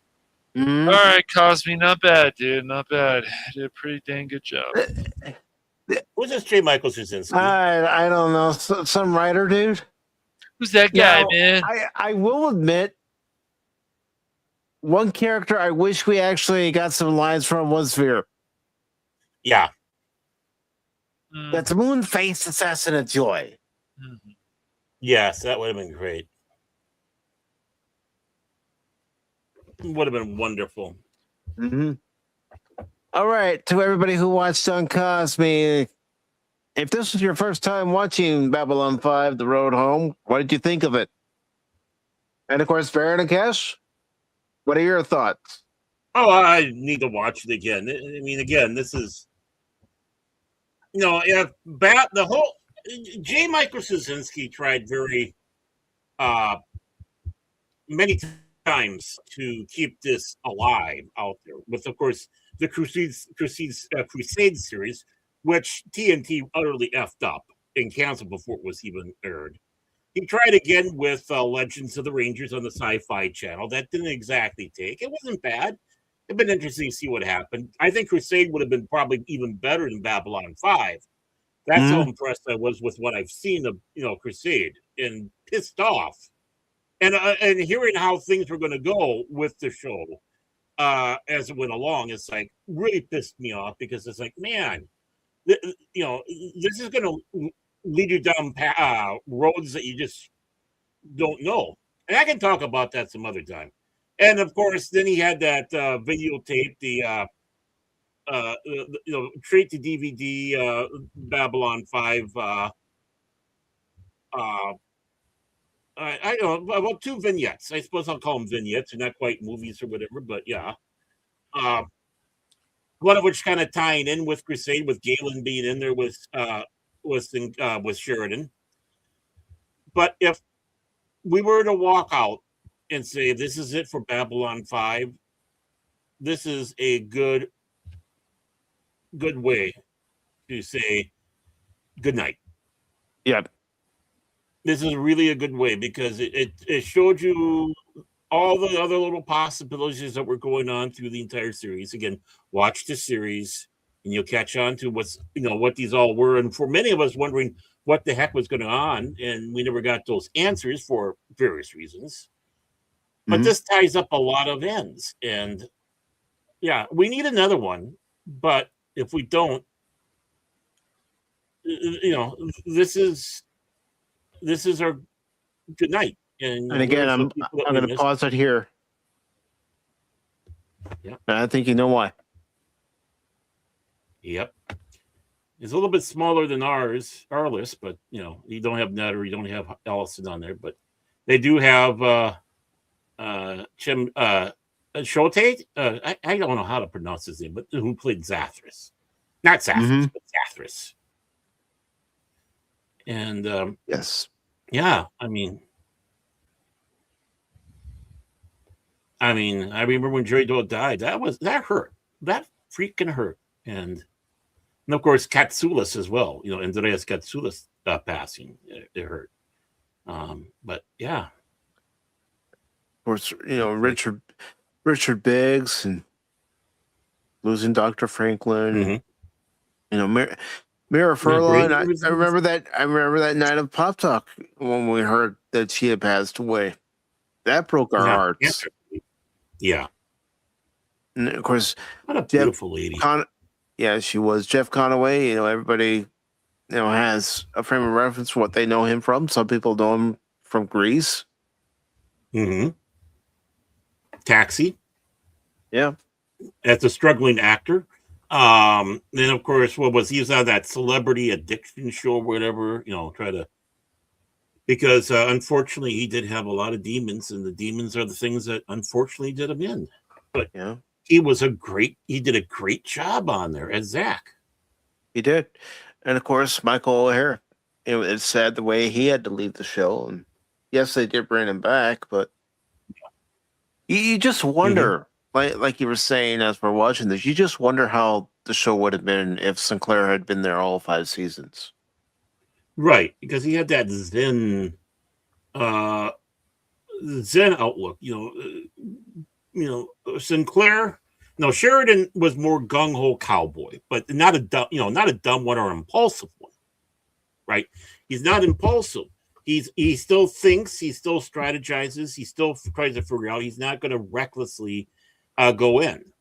And of course, on the other side, you have Sinclair. Basically one of I don't know how many people that survived the Battle of Line, but not many. I think it was like at the most 100 people as they're trying to stop the Minbari from destroying Earth. Mm-hmm. And of course, winning that medal, and so he knows what it's like to be on the last stand, and I suppose that helps a little bit with that Zen attitude and introspect as well. As they say, in the sky was full of stars, and every star was a ship exploding. Right. It was explained a couple times in Babylon 5. So, I mean, as much as I hate that, like I said, as much as I hate that Michael O'Hare had to leave, it did bring at least something impactful when it came to War Without End. Instead of having the guest of the week, and I'm not spoiling anything, so I'm not going to say anything, but instead of having the guest of the week fulfilling whatever it was, is somebody that we knew and we're already connected with. And yeah, that, there's one of those things where it turned out for the better. Yeah, too. On that aspect. But yeah, this is a good, good night. This is a, we'll turn the lights off like Straczynski did in the last episode of Babylon 5 before walking out. His only cameo. Sleeping in light. But I don't think this universe is not empty. I mean, there's more stories to be told in this universe. I would love to have more stories told in this universe. But like Lord of the Rings, this particular era is done. Mm-hmm. We know everything we need to know. There's nothing, especially after this, there's nothing we need to go back and look over. No. There are no more loose ends that need to be tied up. Mm-hmm. The only one I can think of is Ironheart. And that's about one of the only ones. Advancing like he did because of what they were doing at Psychor. But other than that, the major points, it's done. Yeah, because, well, let's look at it this way, too. This movie allowed us to say goodbye to our dearly departed. Right. Exactly. And this is where I wish they had more. Straczynski says the reason why we're not getting anything with Crusade is because of copyright issues, probably with TNT. Although, I still find that funny since TNT is owned by Warner Brothers. Yeah, so who knows? But I know it's bothersome for him on that one. People always ask him about Crusade, and he keeps on saying no. He says, "I nothing I can do really about it because of all this." But if this animation, so you can try to bring back everybody that was in that show. I'd want them to continue on the Crusade route with this. Yeah, bring back Gary Cole. Yeah, who was great in there. I mean, absolutely great. I could have seen him on Commander Babylon 5. Yeah, I'm going to need you to make sure the fighters are ready at all times. That would be great. Yeah, Garibaldi. Yeah, that'd be great, Garibaldi. Yeah, Michael, if you could come in on Saturday, that would be great. Oh, and I'm going to need you to come in Sunday as well. For those of you who don't know who Gary Cole was, he was in Office Space. Yeah. Midnight Caller, I believe the TV show was. Many things. He's been in many things, voice work and all that. And just again, I know I brought this up way back, but obviously Crusade impacted him enough because the ring that he's wearing in Office Space is the Earth Force graduation ring that he was wearing in the series. No lie. Yep. There's something about the Babylon 5 universe that did touch people very much. It was like the little engine that could. It was never and it did. meant to be Despite Star everything. Trek. it was never meant to be a replacement for Star Trek. It was always meant to be its own thing. They didn't even shoot it at the Warner Brothers lot. They shot it at some old warehouse. Yeah, it was a hot tub factory, abandoned one that they did it in. So it's like it's like well, abandoned, but not obviously not being worked on. So they had to be very creative how they made the sets. They made the sets movable, so the walls could move into different shapes. I remember watching way back, in the 90s, and they had their behind the scenes type of one. They had one where no voiceover, no narration. You're just like you're going through, and then they redid it with Scott. I believe it was Scott Bale was doing the narration of it, but they were going through explaining how everything rolls on here. So this wall can be now moved over here because we have limited space, limited money, and so it's like boom, boom, boom. Instead of really having a solid sitting set, about the only one that they had was the casino, which of course we didn't see after a while because that became the war room. Mhm. But other than that, everything else was kind of moved around on that. So I think of course, the CNC I believe was a solid set too. They didn't do. I think it was movable so much because they did reuse it for like bridges of some of the Earth Force ships and Babylon 4 stuff like that. So, Oh, they were definitely creative when it came to redressing the set and trying to make it look as different as possible. So you didn't even Mhm. recognize that it was, maybe one of the quarters from Right. Babylon 5. Mhm. And the different style of quarters, like the ambassadors' quarters, the officers' quarters, the non-com quarter, which one it ever was through there. Lita's quarters are, you know, which got smaller and smaller and smaller. Um, Yeah, he even complains about that in an episode. yeah, and all because which was pushing her more and more away a little bit and more enthralled with Byron because she felt all she was used and tossed aside. A Hmm. perfect metaphor for veterans, right there. And of course, Byron's song, "We'll all come together in a better place." Yes. Oh, A if I would have better known, I would have found place. Oh Master boy. Paul's version of that. I got it somewhere still. Oh, Oh jeez. no. Master. It's worth playing again. Hey, Uh, Paul, remember this? Hey, I'm impressed he actually I'm did sorry he it. does. It's still on his channel. Yeah. I mean, I'm impressed he did it, actually did it, getting the Yeah. notes and stuff like that. And, he It was did. just a joke, and he did it. Yeah. yep. Props to him. Props to him.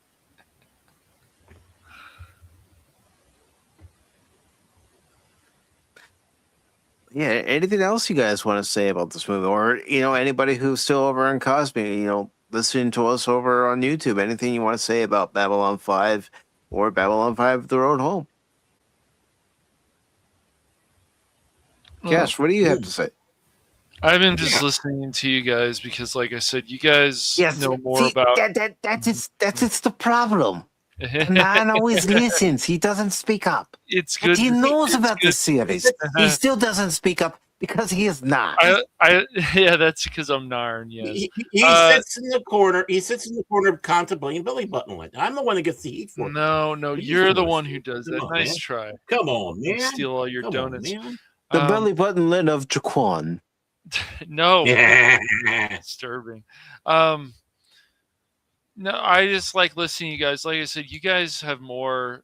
I've watched, of course, through the series once, twice, I guess now.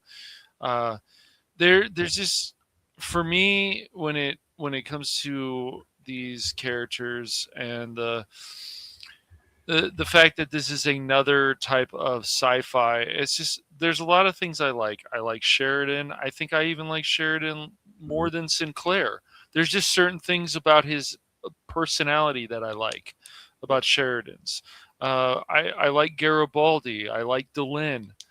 I like Lanier, but it's like what their journey that they go through and their interactions and how that much they care about each other and that they're willing to sacrifice for the greater good.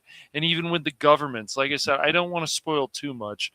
I'm trying to remember a lot of this stuff myself because it's been a while. But the whole Shadow War and the Vorlons. I mean, it's just and how they feel about the situation, what you learn about the Vorlons in the Shadow War, or what you learn about the Narn and the Centauri. It's really very interesting to me, and it's not like a certain other person who's not here right now. It's good. It's Babylon 5. It's good. No, Oh, Babylon 5. It's good. It's good. Folks, I'm going to let them know who we're referencing here. Phil McCracken. When we were doing our Babylon 5, Season 1 through Season 5 discussion, we'd ask him his opinion on episodes. It's good. It's Babylon 5. It's good. It's like, come on, Phil. Come on. Give us a little more. Give us a little more. Come on, Phil. Mm-hmm. Like me, when we got to Grey 17, it's missing. Oh, I don't like that episode. One reason, because it wastes Robert Englund. Yes, it does. And not everything about Babylon 5 is great, but you can say that about a lot of shows. Some shows really doesn't have really what you would consider bad episodes, but it depends on what the show is. So, yeah. Well, Grey 17 is How like long half ago? a bad show because the B story was really good. You know, going into Delenn and stuff like that. Unfortunately, he's got to share it with the other one part there with whatever. That J. Michael Zazinski still goes out there and apologizes to people for it. He realized it was a turd, but he's not afraid to go out there and say that. You know. Yeah, it was a mess. Yeah, well, There was some episodes. I mean, after you got through the Byron stuff, I agree that there are some bangers out there. Definitely, like Baron has always said.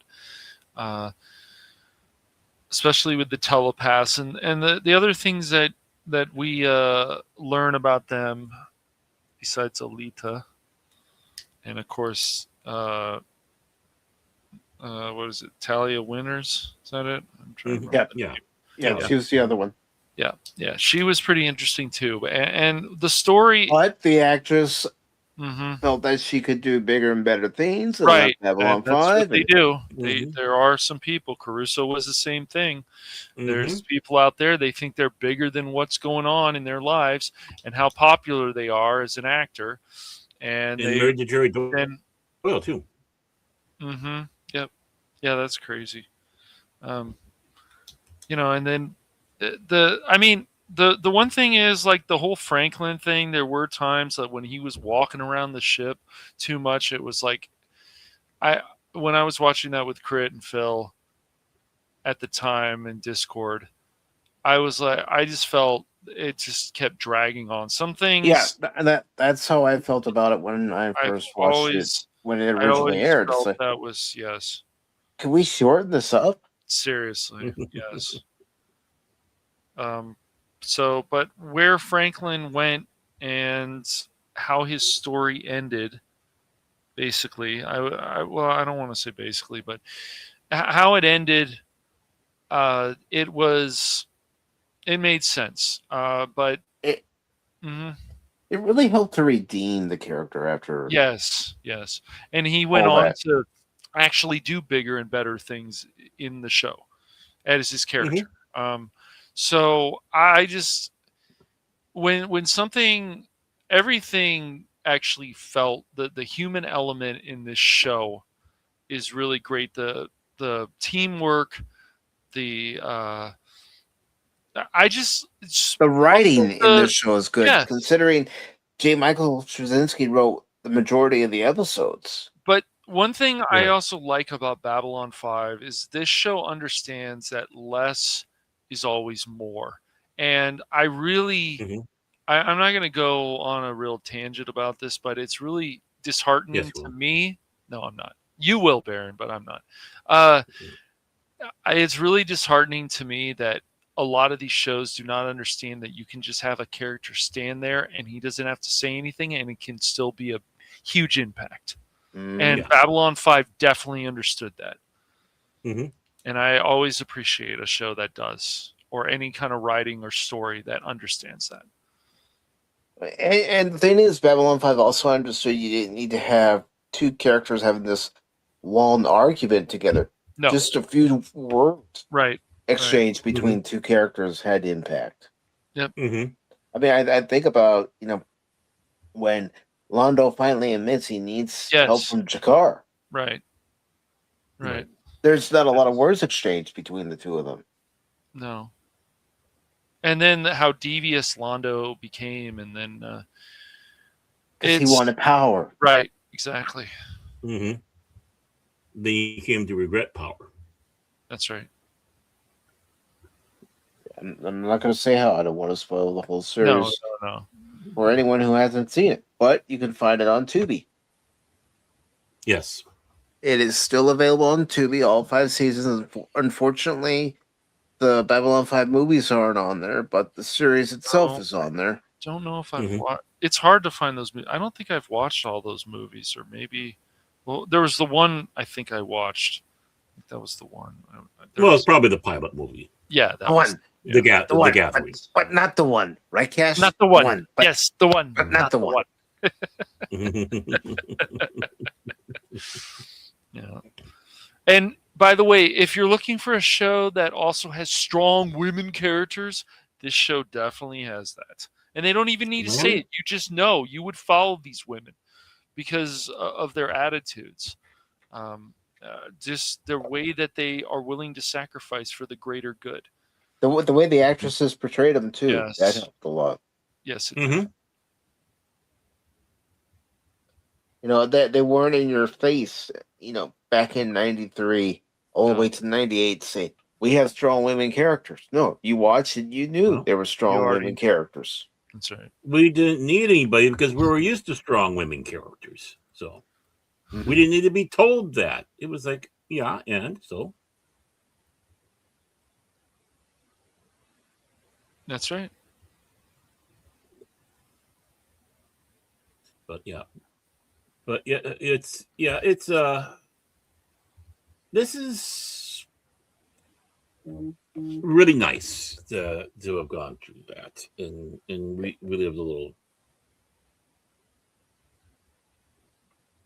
a little bit of the Babylon 5 again. I mean, it had me going for, every week I had to make sure I watched it, I stuck a little TV set in, I'm talking about a handheld TV that was color, LCD, into my work and watch it at work because I was impatient to go home and watch the tape.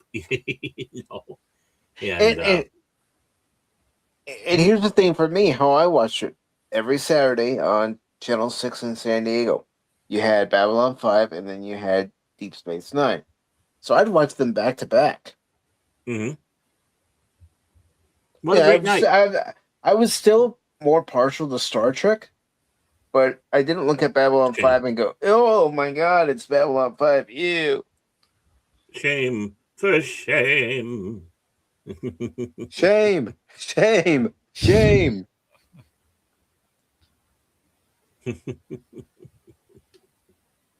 No, I enjoyed the series, and when you decided, okay, I'm gonna take over the Babylon 5 discussions, it's like, yeah, I want to be a part of this. Mm-hmm. Yeah. It's this show really needs to have a little bit more exposures, but it needs to be exposed to the proper people. Right. The ones who don't want to go out there and dumb things down, realize this is thinking man science fiction space opera. And I meant men like in Mankind. But this is a thinking person's science fiction, just like Star Trek used to be, but in a different vein. And I don't want those plot waffles that went over and destroyed a lot of other ones to destroy this. Part of me is happy that it's still kind of a little secret out there, and there they're quick to probably have their little noses up to be snooty about it still, even to this day. It's like, we're trackies or whatever, Mando, Grogu forever. So, I'm happy for that. But You are limiting yourself. That's all that you're willing to watch. But Yes, I just love how for Peter those who are, Jurassic did his Lando voice. I do. yeah, he did great. Mm-hmm. It's just that if there's anybody out there hungry for real science fiction and a real thinking person's show, and you haven't seen it, go to Tubi, or if you have Apple TV, you can get it on there, or buy the Blu-rays, or if you can find DVDs, at your secondhand stores or whatever, do it. Yeah. This is a saga. This was meant to be every season was like a book to this entire giant book. Like a Lord of the Rings in space. Yeah. A new chapter, but the previous chapter connected to the next chapter. It wasn't like, you had chapter 1, 2, 3, 4, and 5, and none of what you experienced in the prior chapters connected. No, it all connected. But I do want to say hello to Iron Lun, and also hello to not really sure. What is I'll just say Barrett or something. I think it's Elsic Barrett, but I could be wrong. Mm-hmm. Yeah. But greetings, welcome to the both of you. I don't know if either one of you are fans of Babylon 5, but we just finished watching Babylon 5, The Road Home, and we're talking about not only that, but also the series. And to answer a question that Iron Lun had, no, I haven't watched any tractor pulls. I'm aware of them, I've just never watched them. Don't look at me. Yeah. I see the commercials. Friday. Tugmaster. Friday, come watch the greatest tractor pull event ever.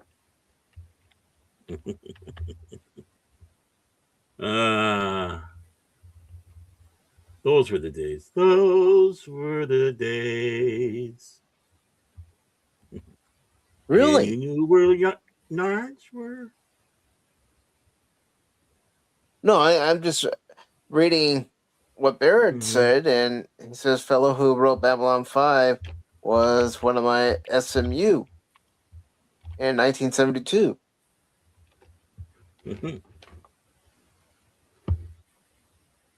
Very interesting.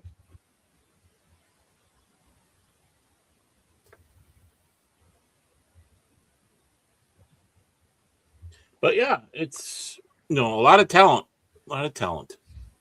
all across the board, and I'm glad that he was able to relatively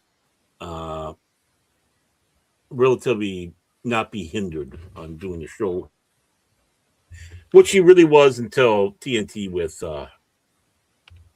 Crusade. Yeah, I mean, TNT, let's face it, they were a cable division of Warner Brothers, so they had different rules compared to syndicated television. Well, even within it, he said that when they finished Babylon 5, it was basically hands off, but because they were starting a brand new show, it kind of went to a different little division within TNT, and they're the ones that were coming out. If they would have just left the same team, they probably would have gone. Yeah. And Spock says Babylon 5 is awesome. Yes, it is.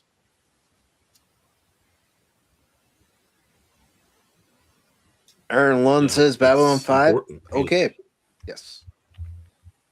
Yeah, and I have included the link to Tubi. I'll go ahead and put it in there one more time. And give it a watch. It's not so heavy on the science part of science fiction. No. Does have characters that are relatable. Yeah, it's true space opera. Yes. Don't get hung up on, but in many ways it's a lot more scientifically minded also with that, just how they do the physics and such like that. working with JPL to make sure they have things, well done. So, I mean, don't think they didn't. Just like even the pulp novels of old, where they tried to do it as best as possible with the knowledge they had back then. Straczynski tried to do that. So this is like those old pulp novel. This is like the Lensman. This is like the first three books of Foundation. This is like what what used to be, and of course, needless to say, they were inspirations. So this is Lord of the Rings in space. So yeah, I mean, Kaza Doom and Zaha Doom. I mean, I wonder where he got that from.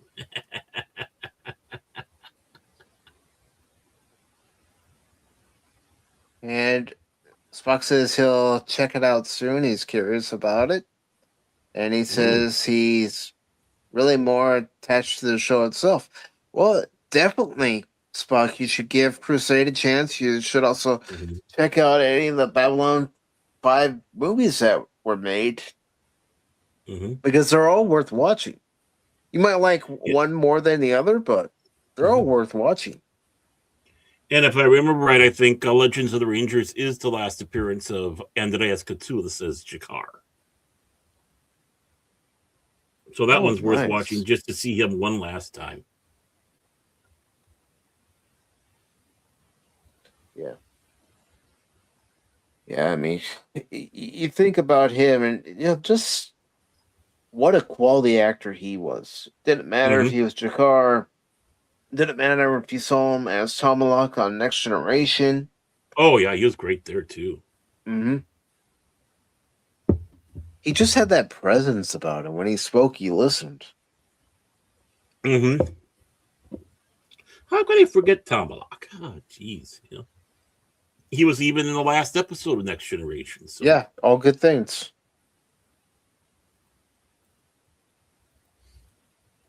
Yeah. Anything else you gentlemen want to No, I don't have much anything else. Okay. Watch it, folks. Watch it. That's all. Yes.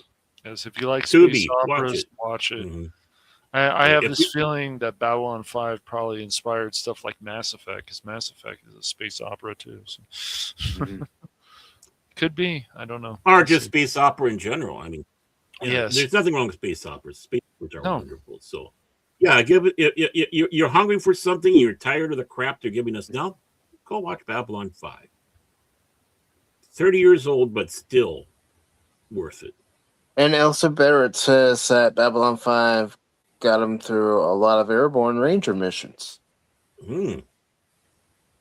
See, and that's the thing that you hear from servicemen, how certain shows like Star Trek and Babylon 5 are able to get them through certain periods of their life. Oh, yeah. One showing the military in a more positive light than anything else, too. I mean, obviously, both shows were that. Even though it was a neutral station, it was still run by the military, and there weren't like dolts and all this stuff that like to be dumped on them. So of course, I mean, everybody wants to see an optimistic future. Even, we still have soldiers, but it's nice to see that the soldiers are real people. Yeah, and J. Michael Straczynski was part of the Captain Power TV series. You know how you get the VHS of the episodes, and if you had the Captain Power fighter or the enemy fighter, you could shoot at the screen and have an interactive toy. He really pushed it with that too. He really pushed the boundaries with that, because in the last episode, well, it was supposed to be the last episode of the season, but it just ended up being the last episode. He had one of the main characters offed. And this is supposed to be a kid's show. I mean, wow. But that's J. Michael Straczynski for you. He's going to take risk. Well, that's right. If more people actually took risks, maybe we would actually finally get some more sci-fi shows, some actual space operas that we deserve. Well, for a show that was basically commercial. Let's just be honest about it. Buy the toy and interact, and don't that flash. If you don't have the toy, it's that flashing thing. Even though it's going to melt in your brain, don't worry about it. If you got the toy, you're going to have fun. But still, he came out with something that worked. He made it so you weren't just being in a toy commercial. There was real characters, real storylines. It was gritty. Yeah, the special effects were, but so what? So what? Even Babylon 5, you take a look at some of the effects with Babylon 5 in the beginning and such. Yeah. They were experimenting. They did a damn good job. Don't let that discourage you. Yeah, considering all the effects for Babylon 5 for the exterior shots were done by computer. Yeah. No ships were made or harmed. No models were made or harmed in the making of the show. I mean, no. And Spock says, I forget if we've done an Orville stream. Such a good show. I mean, you and I were part of Nerporial's Orville after show for season 3, Spock, but as far as a specific stream or multiple streams on the Orville, I mean, I've only done a few here on the channel, but I haven't really done any kind of stream where we've actually done a deep dive into the Orville. Just don't fear the banana. That's all I gotta say.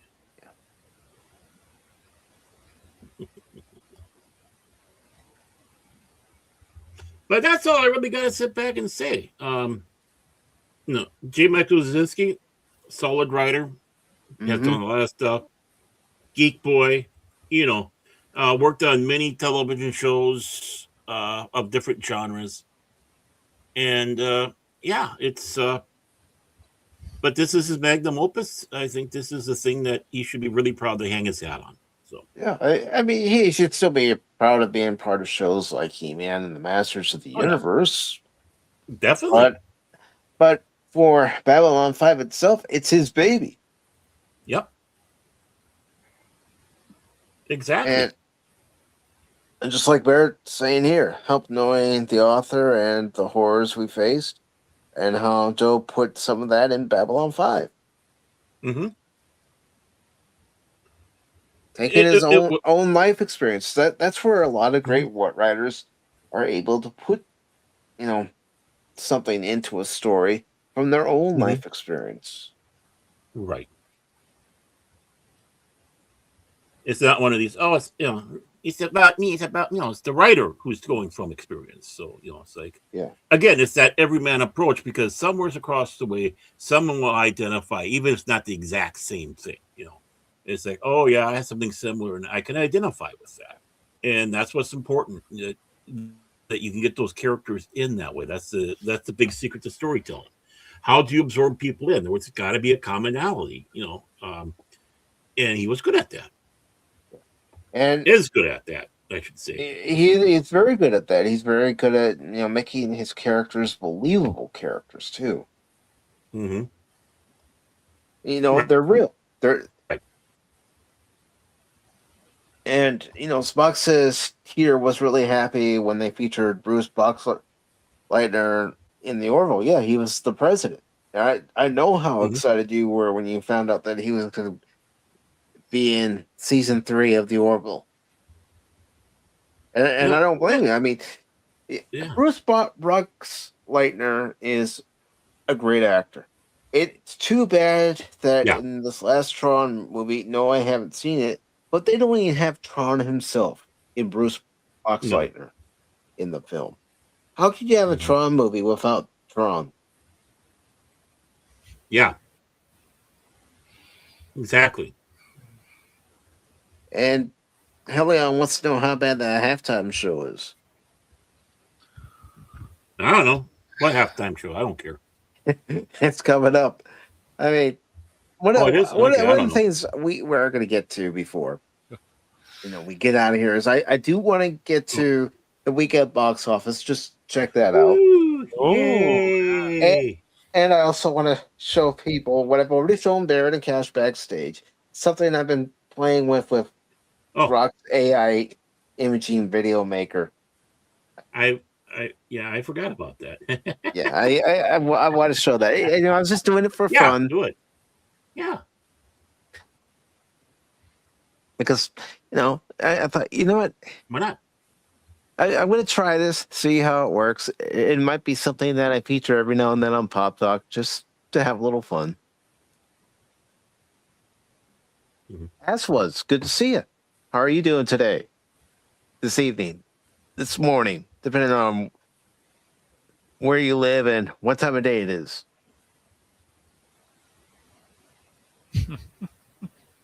I want to watch before everyone makes fun of it tomorrow. Oh, yeah. Bad Bunny's the Super Bowl halftime performer. No. I don't even want to. The problem is, the thing is now I just suggest skipping things, just watching the actual game if you want to. And I don't even want to do that. What?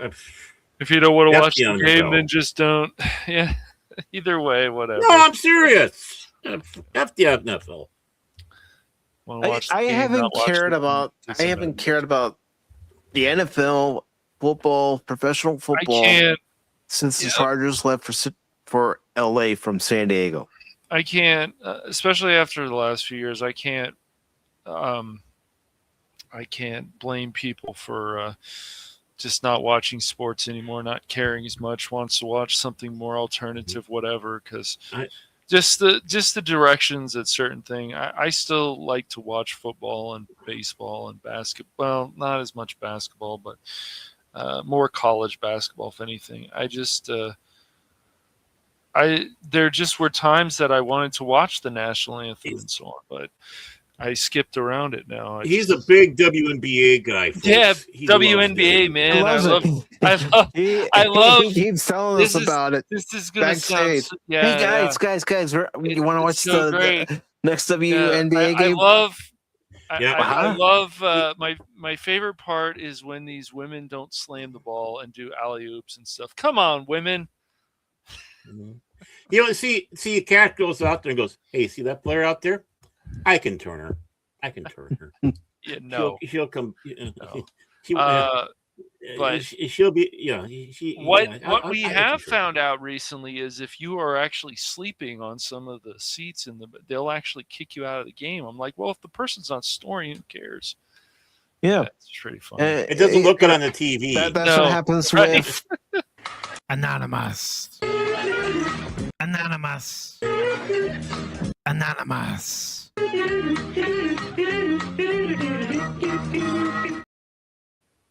he's always sleeping. Good to see you, Anonymous. How you doing tonight, brother?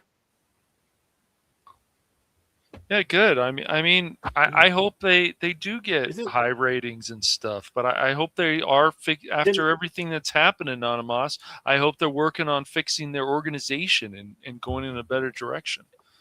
Didn't Kid Rock do his yearly bath to do that show?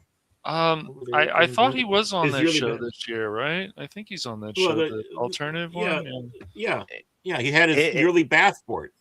Yeah. And real quick, Helion, if it's on your channel, I'll check it out on your channel.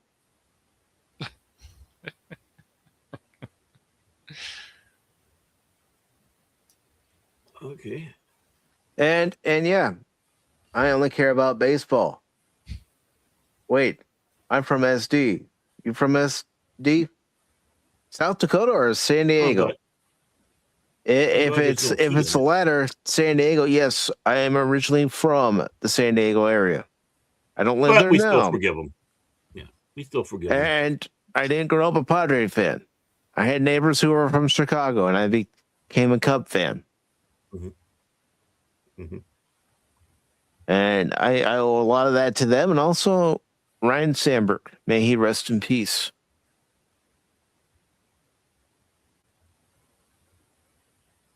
Yep, he made the escape. But we still accept him.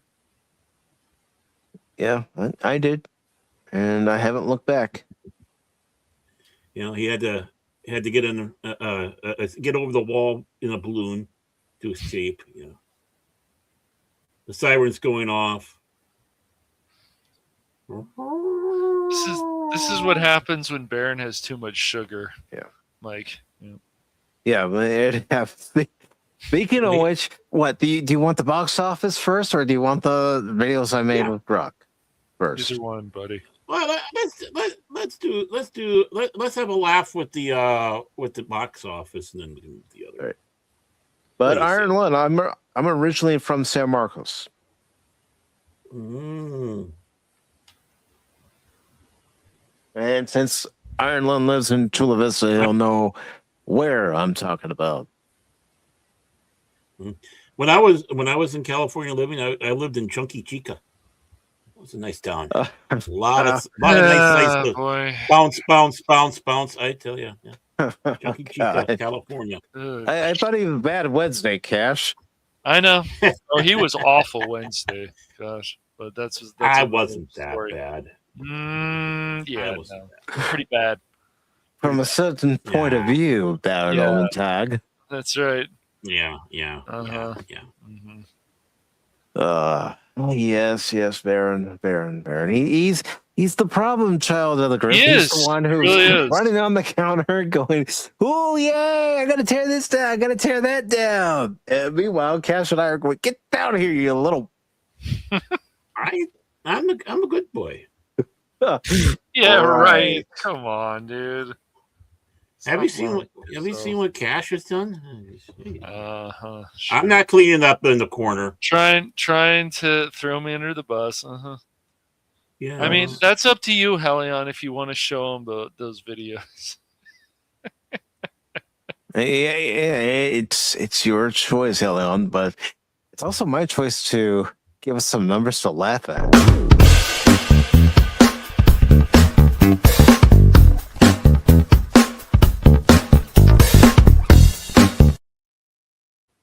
Meow meow. Meow meow All meow right. meow meow. Meow, Didn't meow. help. The story of Pacific414 Pop Talk. 10 million this weekend. That's all it can muster was 10 million. Really? That's it, folks. That's Only the top, $10 million. that's the top one. Yes, that's top film.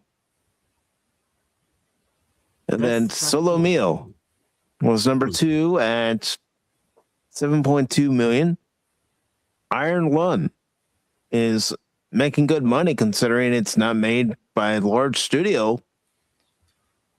6 million. Mhm. All right, Helion. And then we got Stray Kids. There was. Go ahead. Oh, I was going to say, there was a time when you looked at these numbers and you would sat back and said, "Wow, that's a lot of money they got." Yeah, 30 years ago. Not today's. Yeah, not today. Stray Kids, the dominant experience. Okay, 5.6 million. Interesting. Whatever the heck that is. Whatever the Oh, hell Dracula. Dracula. Is this that new Dracula everybody was talking about before? I think so. Let's see, when 15th century prince denounces God after the loss of his wife, he inherits an eternal curse. He becomes Dracula, condemned to wander the centuries. He defies fate and death, guided by a single hope to be reunited with his lost love. Okay. Okay. That doesn't really get me as a movie theater going person to go see it. Yeah. Not good. Yeah, and of course, Zootopia made 4 million this weekend. But again, like we've been saying these past several weeks, it's this international audience that has been fueling that movie. Yeah, I mean the domestic hasn't even hit. I mean, just got over 400,000. Mm-hmm. 400 million. 400 million. That's- You mean 400,000? Yeah, I mean that's what I mean. 400 million. Yeah. Sorry, I was thinking 30 years ago. Bite me. But yeah, it's like wow. I mean, these numbers are pitiful. They are. They're pitiful. And then with Netflix getting Warner Brothers Yeah. and wanted to have a 17-day theatrical window It's just going to get worse. Is that Words. that hasn't been quite as decided yet, has it? Hasn't been quite decided, but Yeah, just prepare yourself. yeah, just get ready for it. Either even if somehow Paramount was actually able to complete that deal or get it, either way, it's just it's a mess. Either way, it's gonna suck. Yes. No, really, honestly, either way, it's gonna suck. Yeah. I don't want, a 17-day window to go see a movie. I want to have at least a little bit longer time to actually go and see a movie if I'm interested in it. That's the Right. problem with a lot of releases right now. There's nothing I'm interested in that's a new release. The only thing I'm interested in seeing in the theaters again is the re-release of Teenage Mutant Ninja Turtles 2: Secret of the Ooze. Well, that's a quality choice. Well, what does that tell you? What does that tell you about the current state of entertainment? Well, I'd rather go see a movie I have. And by I have, I not only have it on a physical copy, but I've seen it multiple times. Yeah. You know what's amazing? First of all, that Melania opened up so well for a film of this type. It's one of the biggest releases for a documentary type, Ben, and it's still in top 10. Ben, I'm doing my Trump impression. You said it wrong. It's huge. It's huge. Huge. It's not the biggest, Baron. It's huge. Hey, you need to Everybody get knows. the Chinese Donald Trump. Melania. It's huge. Hey, at least I said her name right. Yeah, I know. The Strangers Imagine Chapter if- 3. I haven't even seen The Strangers Chapter 1 or 2. I mean, never knew of it. Neither have I. So, My That's- client's with the mass killers and finds the only way out of the nightmare is in. Okay. It's a premise that doesn't really appeal to me. Lionsgate is someone should be banging their head in the wall at Lionsgate. What the heck are we doing?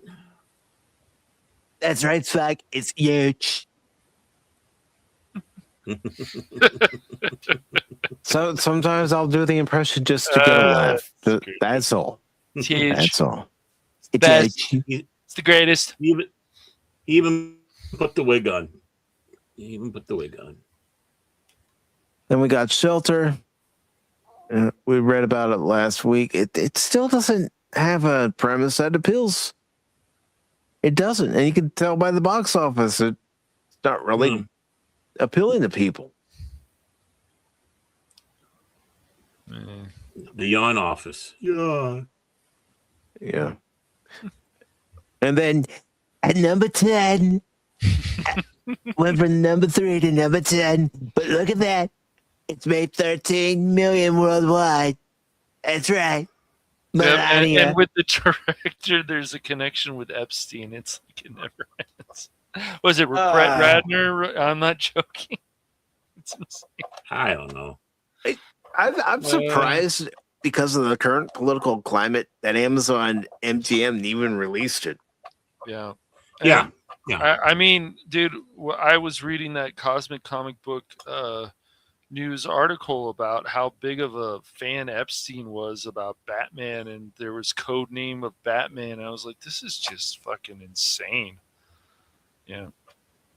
And that was like even 2019 stuff. Yeah. Mm-hmm.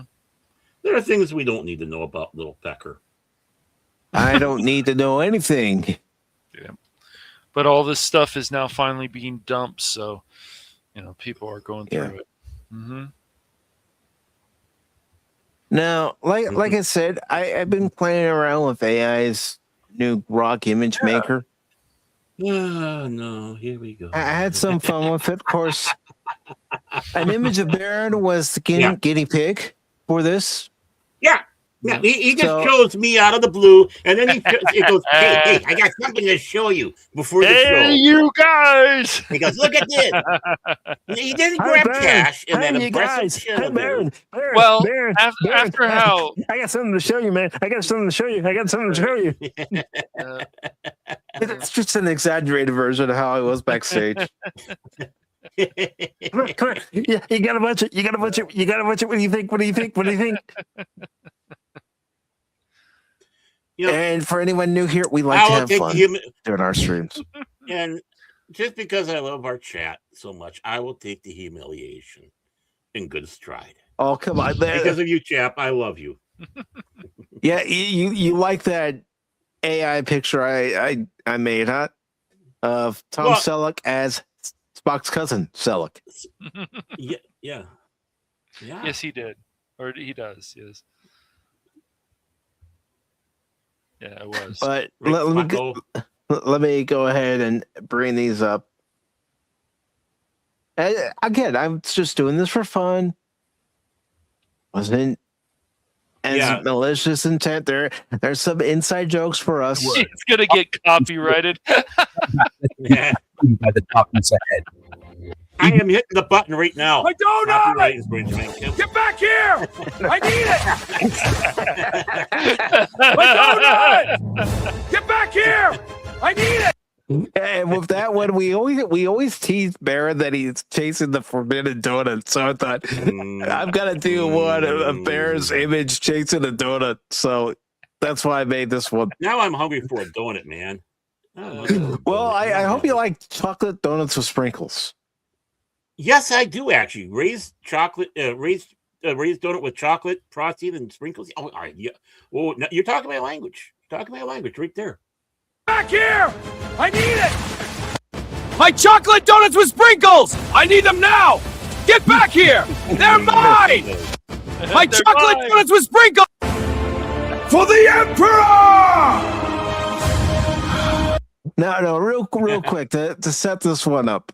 Baron's a big fan of Warhammer and Warhammer 40K. So I thought, you know what? I'm going to make him a Space Marine. So I again, have a scarf. Yeah, because you got to still keep warm on those cold nights as a Space Marine. Mm-hmm. So again, I was having fun with this one. For the Emperor! For the Emperor!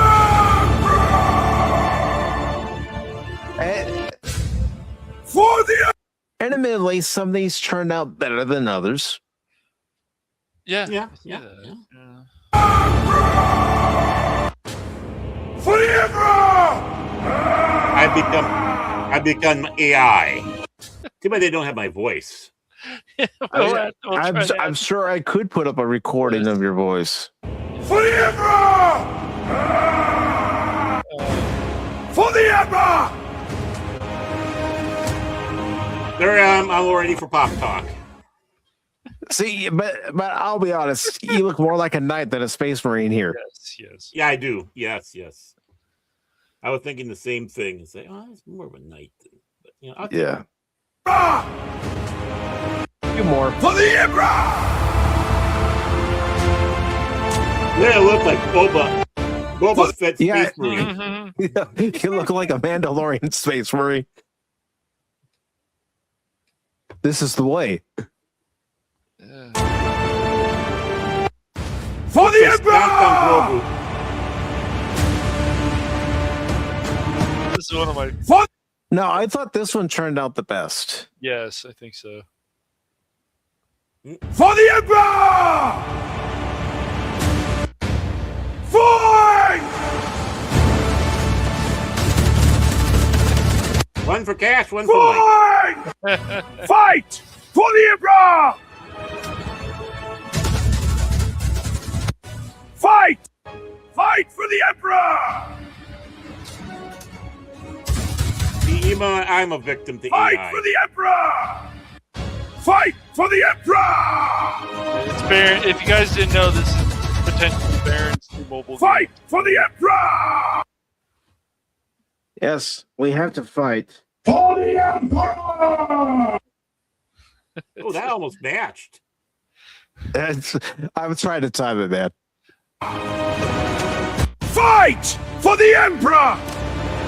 They flashed with Baron. Fight for the Emperor! Fight for the Emperor! Fight for the Without the Emperor! art. I was gonna say I think you'll like this one even better, Baron, because you're actually firing at the orcs. Yeah, he The is. greenskins. Yep. For the Emperor! And of course, I made some Star Trek related ones. Shocked. But they are pretty cool. Red alert! All tap faction check. Target their lead ship. Fire at will! Yeah. And that Where is the is one Will? thing I hate about AI is, you tell exactly what you want the Yes. character to say, and it still messes it up. Yeah. I'm not gonna say that one's kind of. What did I say? Red alert! All tap. Red alert! All hands at battle stations. I like this Red one the alert! best. All hands at battle. But I will say, why does your AI character look like Richard Karn from Home Improvement? Hey, Al. No, seriously. He does Yeah, a lot. It's great. Yeah. Mhm. It's- Look at that here, He's though. gonna sell him Look at some that. poses soon. Look at that. Look at that magnificent hair, though. Yeah, I know, right? Look at that. In that magnificent. beard. Because you had an actual Star Trek fan writing the description That's for right. the video. But yeah, All hands battle stations. of course, I tried to make it Babylon 5 related. All hands battle stations. All hands man your stations. And of course, that's if the Star Trek universe and Babylon 5 universe were as one. Oh my. Mhm. Oh my! All hands man your stations. All hands man your station. All hands nav stations. Baron No, I get 5. it sounds Exactly. special. Baron 5. I All agree hands with you. nav stations. What was that, Baron? I said in that one, I kind of sounded like I was on the special station, if you know what I mean. You had a few drinks, Baron. Nada Satari Maybe. walked into your office with some He's drinks on and- the bridge and he starts saying, "For the Emperor." He's like, wait, that's not what I meant, guys. Hold on. All hands nav station. All hands man your stations. That's the last one right there. Yeah, that's right. Baron's All teeth has hands never man been your whiter. stations. He's also doing a crest ad. See, look what I'm doing for you all out there. I mean, yeah, it just. I suffer these slings and arrows for you, chat. I really do. No, like I said, I It's wanted to fun. have I some like it. fun with It's it, fun. and I was thinking, I don't want to, make it to where you think I'm insulting you. No, I wanted to have fun with it. That No, it's okay if Oh, we if you would have gone for insult- yeah, insulting, that's that'd been all right. great. Yeah, that's fine. I would like to see what levels that would have gone to. I mean, the donut one. We're always talking about you chasing the forbidden donuts. So I thought, I gotta do one. I based around believe that. he would actually break the table or try to if he needed to get to the forbidden donut for sure. You can Damn straight. as he goes down the hallway chasing after the donut. There's a table in his way. He's gonna karate chop that table. Damn straight. You know it. But yeah, it was just Rock's image generator. They're 1.0. I thought, let's have a little fun with this. And he thought of me. Isn't that nice? See, I'm higher on the list than Cash. Well, His I will do one with Cash, That's up to you. and I'll You do gotta one it with me. car. I'll do one with me. You do one up. Yeah, you as Londo. Oh, that'd And be this great is if you something did we that. can actually use free, or we don't have to. I don't know how many generated AI images you can actually make with this new imaging system, Okay. because it keeps letting me generate more and more. But I know I have to be approaching some kind of limit. because they say you can pay $30 a month for these features. I'm thinking I'm not paying $30 a month, and hell no, I'm not paying $300 a year.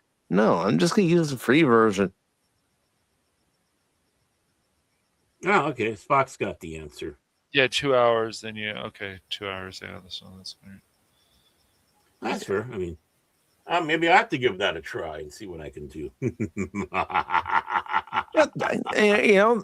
Do it. You're doing it for fun. You're not doing it to make a profit. Just doing it for Oh, fun. hell no. Oh, hell no. Well, like I said, anything I do myself with AI is a hobby, and I'll never sell or anything like that because it's a hobby. And I don't want to have, all of a sudden, oh, now my hobbies are making money and I don't really feel good about it because, yeah, I'm doing prompts and all that. It does take sometimes a lot of work to get the prompts right, of what you want to get. But still, I would never feel proper going out there and selling anything like that.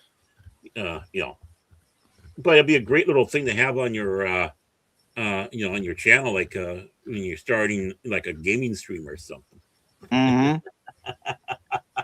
Yeah. I mean, Helen, use it for that I stuff. know I'm gonna tap out at some point. But like you're saying, Barrett, fun stuff. I mean, heck, Yeah. I could do one poking fun at me when I get in rent during the game.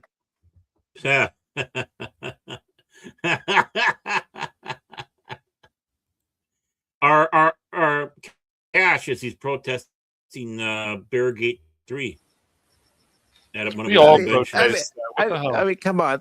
I'd love to see what we all come up with. Mm-hmm. Oh my! It sounds like a challenge. Are you ready for that battle, Barrett Orban tag? The bots. Well, Grok Battle 2026. That'd be a great way to promote our multiplayer streams when we're playing Space Marine. Hint. Our other ones that we do. Yeah, our other ones that we do. It's like hint, cash money. Hint. 007. Bum ba dum bum ba cha-ching ba ba dum bum ka-ching bum ba dum bum ka-ching ba ba dum bum ka-ching doo doo doo doo ka-ching da da da. Yeah, it is, and Spock says he loves Grok because it doesn't restrict creative freedom like Gemini's Nano Banana does now. Although, when I made the thumbnail for my stream yesterday on Rumble, I used both Grok and Gemini. Oh.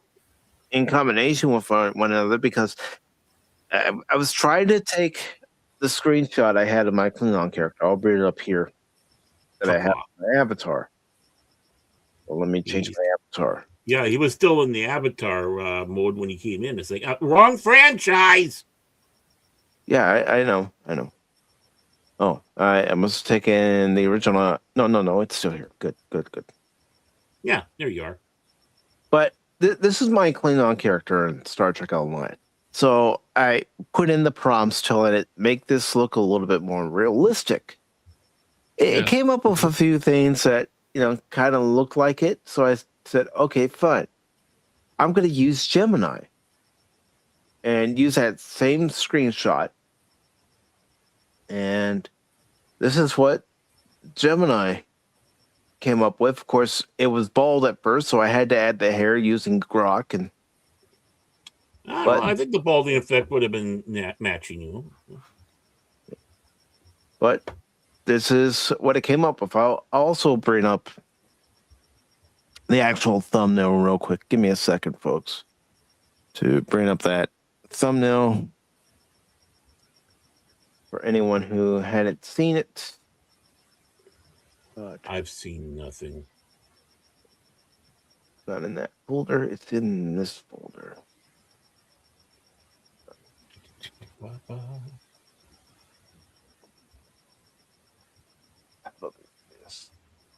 There it is.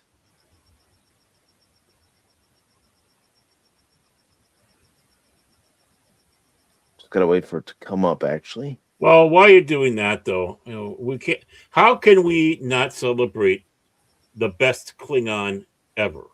I mean, Worf? honestly, Worf? no, Son of Moog? no, no, no, no. From the House of no. Martok? Where is that? Okay, no, no, no, no. This is even better. This is even a better Klingon. No. Is he up? All I see is black. All I see is the darkness, pure darkness.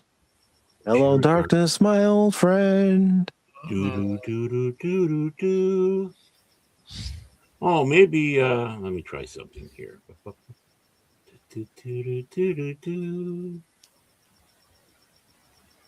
There we go. There we go. Now we got the greatest Klingon Yes, ever. I heard great things He, about that. he looks a little special. He does. Hello, Maybe it's I'm Klingon. I'm one of you. Kapla. Today is good day You know- to die. Maybe You his know what hair is really bald. grinds There my you go. you know what really grinds my gears? Not having a good day to die. Maybe from the side. you read my mind, Anonymous. Most beautiful chin ever. Yeah. Right. That chin can destroy walls. Chinkar. Arc Raiders. Oh, hit me up on Thursday. I'll be playing it on Thursday. I'm brand new to the game, so have patience with me. I haven't played it yet. I got it, but I haven't played it yet. Yeah, the game can be very unforgiving. Yeah, I can admit. That's what I heard.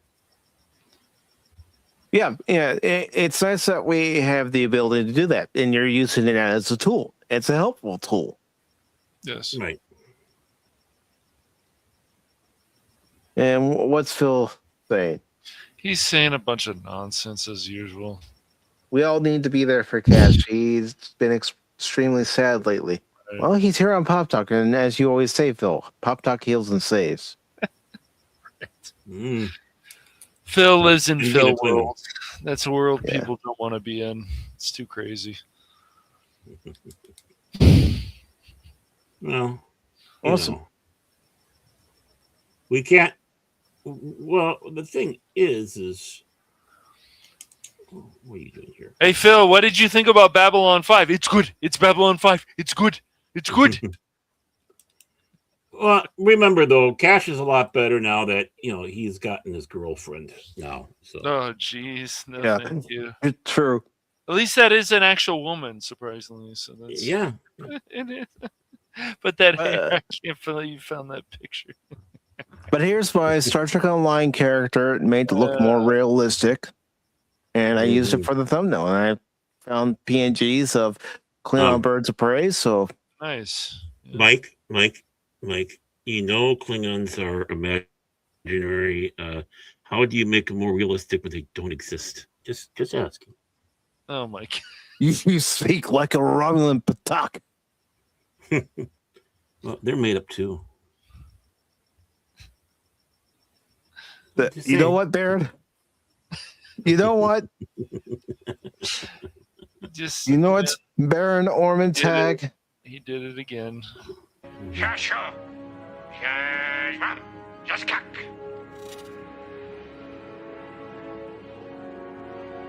He said, "Today is a good day to die." Koi keles puglo, koi pukbek pu, yakpo makno jesui. Yeah, I'm singing a Klingon song. A song about Yeah. glory of battle.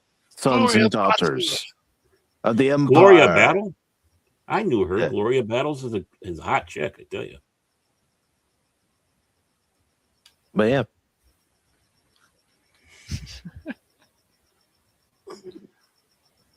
Really? I mean, honestly, I thought this came out pretty good. It did. Looks a lot better than new Trek Klingons, so that's for sure. Hi, everybody. We're the Klingons. Yay! Oh my! Oh, jeez. I broke a nail. Oh, what am I going to do now? Thanks for asking. Do you want like my dress? Hated it. But gentlemen, we are reaching the 3-hour mark here in 10 minutes, so I think now's a good time to start promoting ourselves, starting with Baron. Start with Baron. Baron Orman Tagley. Cocaine Wookie, or I can be Baron Orman Wookie. Let's see. Tag Baka. There we go. Tag Baka. Nothing here. With a little bit of those setbacks and all that, and having to be a nurse and all that here. But of course, you guys, and hoping that we can do some do some gaming here. I'm itching, man, and I don't have any ointment for it. What I need, I got a fever, and the fever is more gaming, man. So other than that, I really don't really exactly. I just kind of sit here and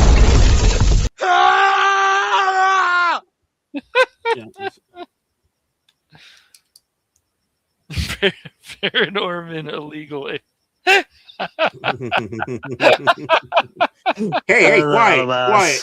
quiet. Ice baby. Boom, boom, boom, boom, boom. Ice baby. Excuse us. We have a person that is. Hey, whoa. We've got someone who's got a lot of fur, and I think he's here illegally. Hey, you know what's great though? I just go into the woods and I just pretend I'm Sasquatch. See? Right there. Problem solved. You go around and make some friends with some squatches out there, and I did have a Sasquatch pizza the other day. It was pretty good. He's pretending to be a Wookiee, and he's being a wannabe Wookiee, and we're worried about him. He's hiding in the forest. Can you please go find him? He's a Wookiee playing a Wookiee who's playing a Wookiee. Yeah. Well, the person who lost their Wookiee, please come to the service desk. We got a Wookiee with cookies here, please. Someone, He thought he was going to a convention as a cosplayer, but he seemed to get lost in the woods. So can somebody please come help him? Yeah. All the hunters start shooting. There's Bigfoot. We're gonna get him. Whoa.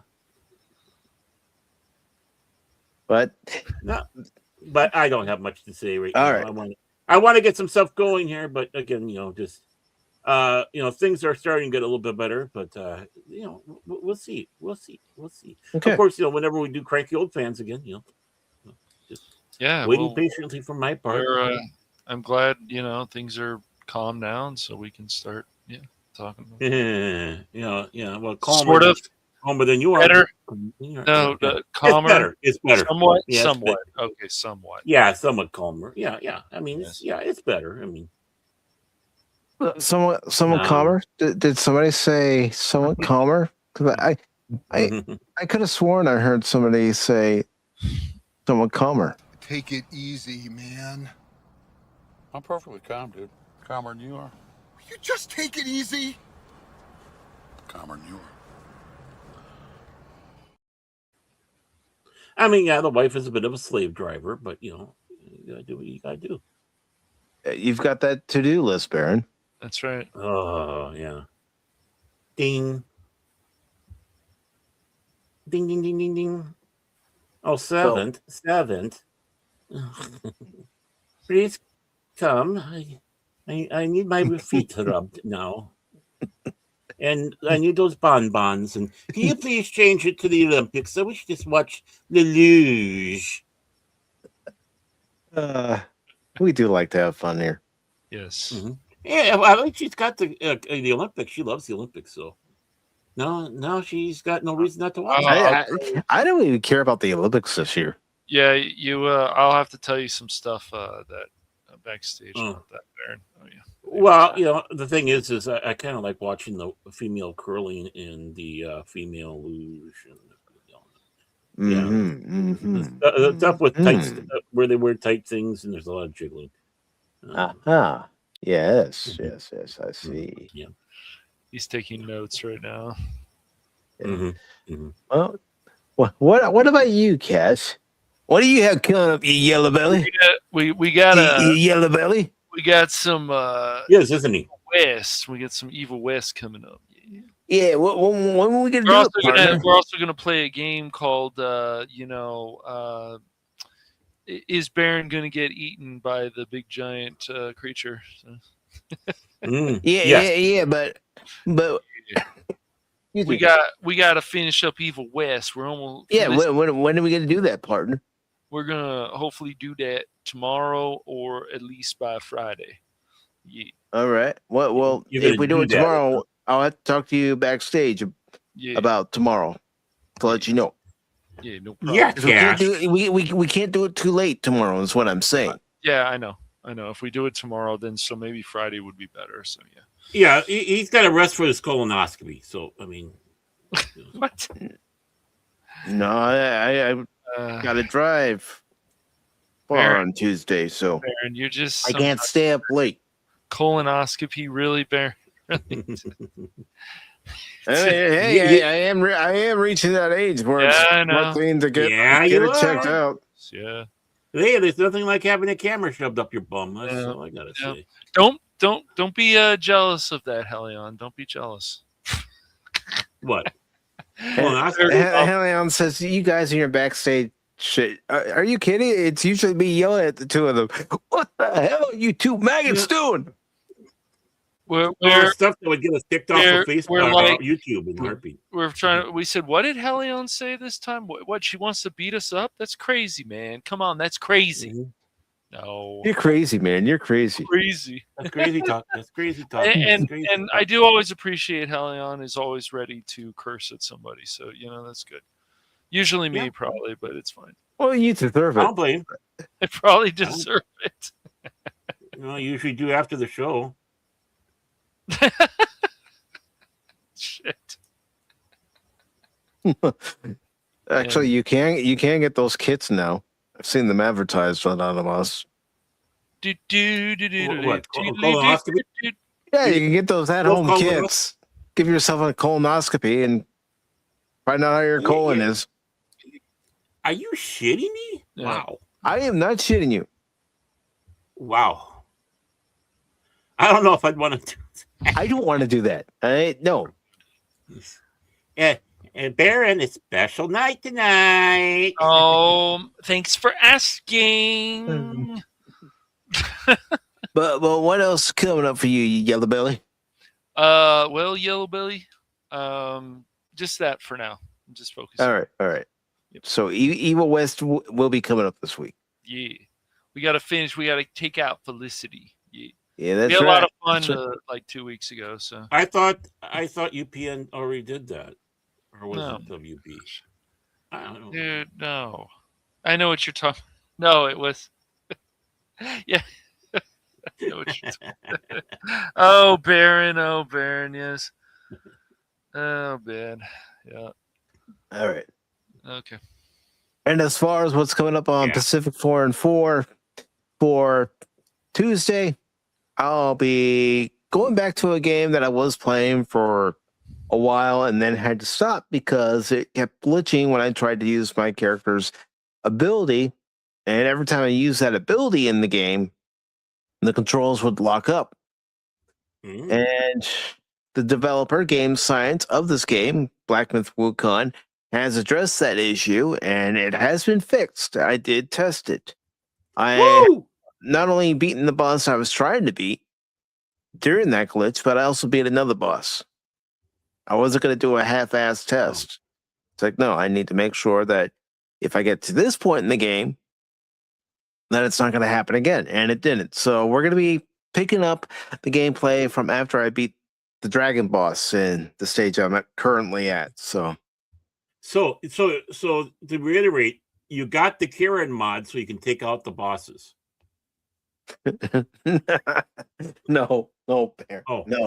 No. Black Myth Wukong was having an issue when I used the wind ability for my character, and the controller would stop responding. They have addressed that. They addressed it on January 14th. I did 2 tests to make sure. Yeah. And, Well, it's good that they did that. I mean, they were listening. We need more of that. Yeah.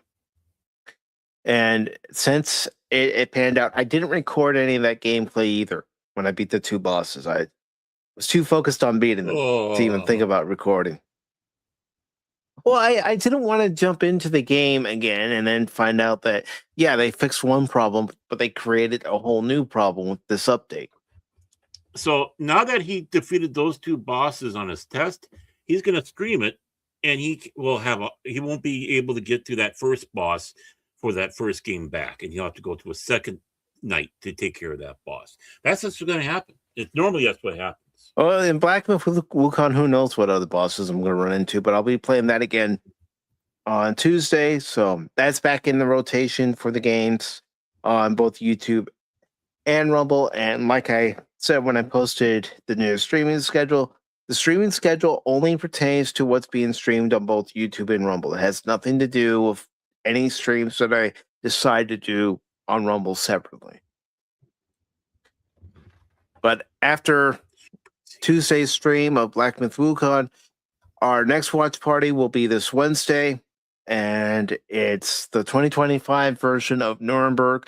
I am asking folks to take it very seriously because of the subject matter, what it deals with after World War II, and also some graphic imagery that you do see in the movie from historical reels that were taken when the Russians and our own troops got to the concentration camps.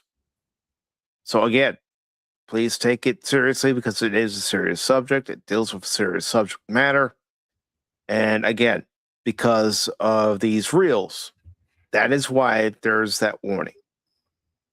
That due to the subject matter, due to the imagery, viewer discretion is strongly advised for that watch party. Because some people still can't handle that part of history. But it's an important part of history to show, to remind us, yes, this did happen. The Holocaust did happen.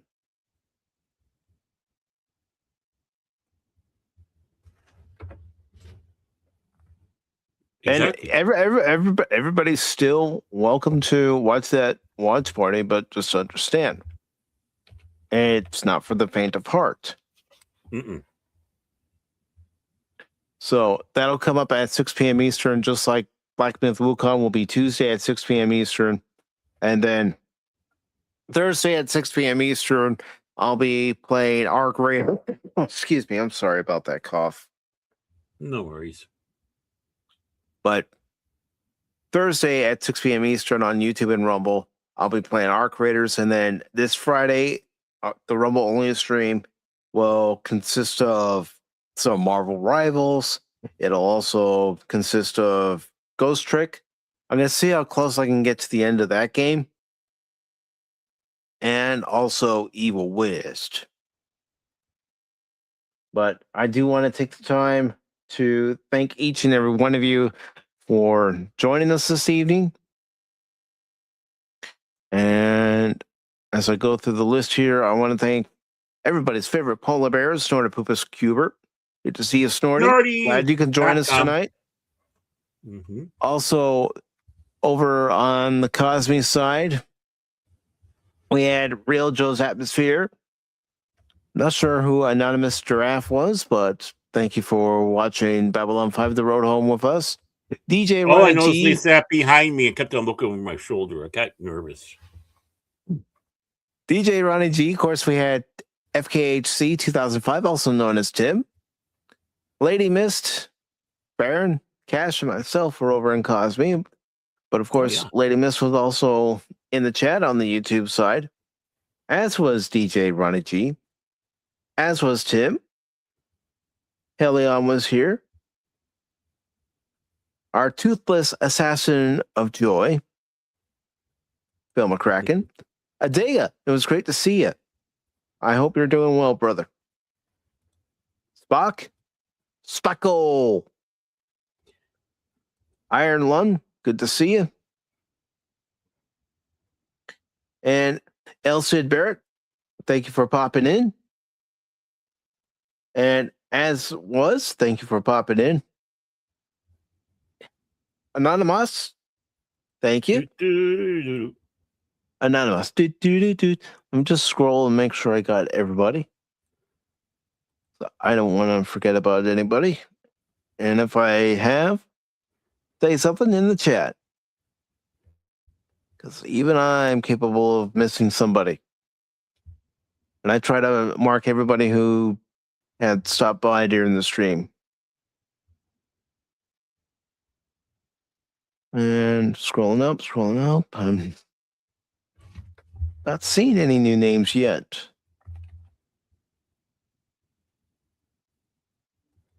Also, for anybody who popped in over on the Rumble side, I didn't see anybody pop up. But for anybody who was watching, listening, and lurking, thank you all very much. Speaking of Rumble, I have to pick a raid target. Excuse me. Oh, looks like I got everybody. Well, let me go find a raid target over on the Rumble side. Who is live in the Rumble sphere? I'm not. Sorry. Let's see.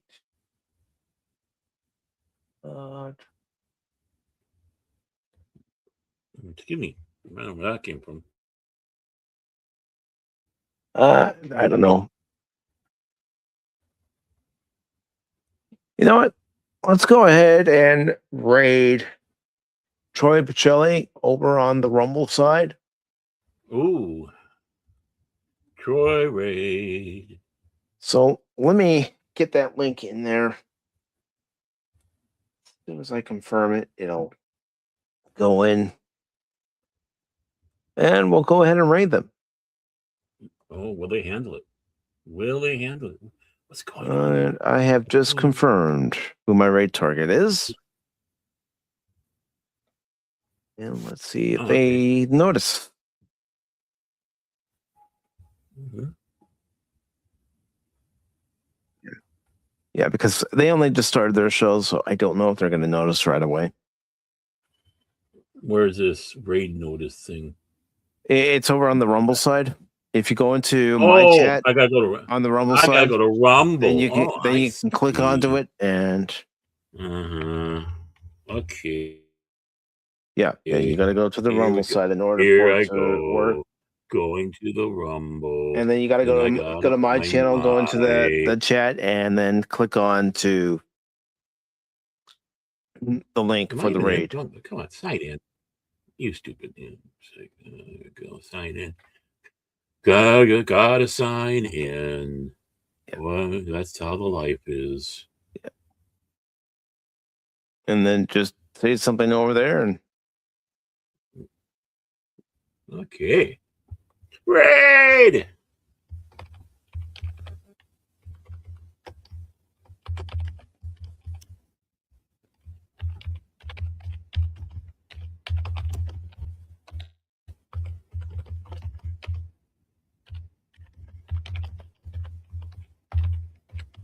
Yep.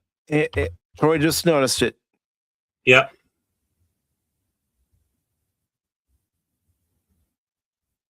Hey, I just put mine in. Ray will be taking over now. I'm the captain now. Baron. My thing is not it's frozen though. Okay, well, whatever. That's weird. That's weird. Oh, so I am. Because I was just going to ask you if you could just drop a chat into mine, just real quick. Oh, chat in your no, it's funny. I just had to do a restart. Or I mean.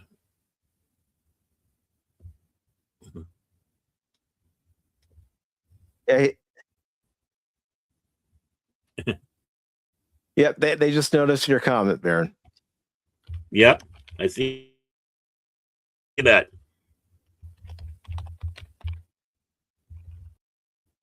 But yeah, you know, everybody, thank you very much for joining us for Babylon 5, The Road Home. Greatly appreciate you all being here, and your support of the channel does mean a lot. Because without you, I'm not here doing this. But until next time, everybody, remember my 2 sayings here on the channel. Don't ever give up on me in a game, because just when you do, you might miss something. And I'm not just a baseball guy, I'm an all-around guy. Have a good night, all. Night! Autobots, transform and roll out!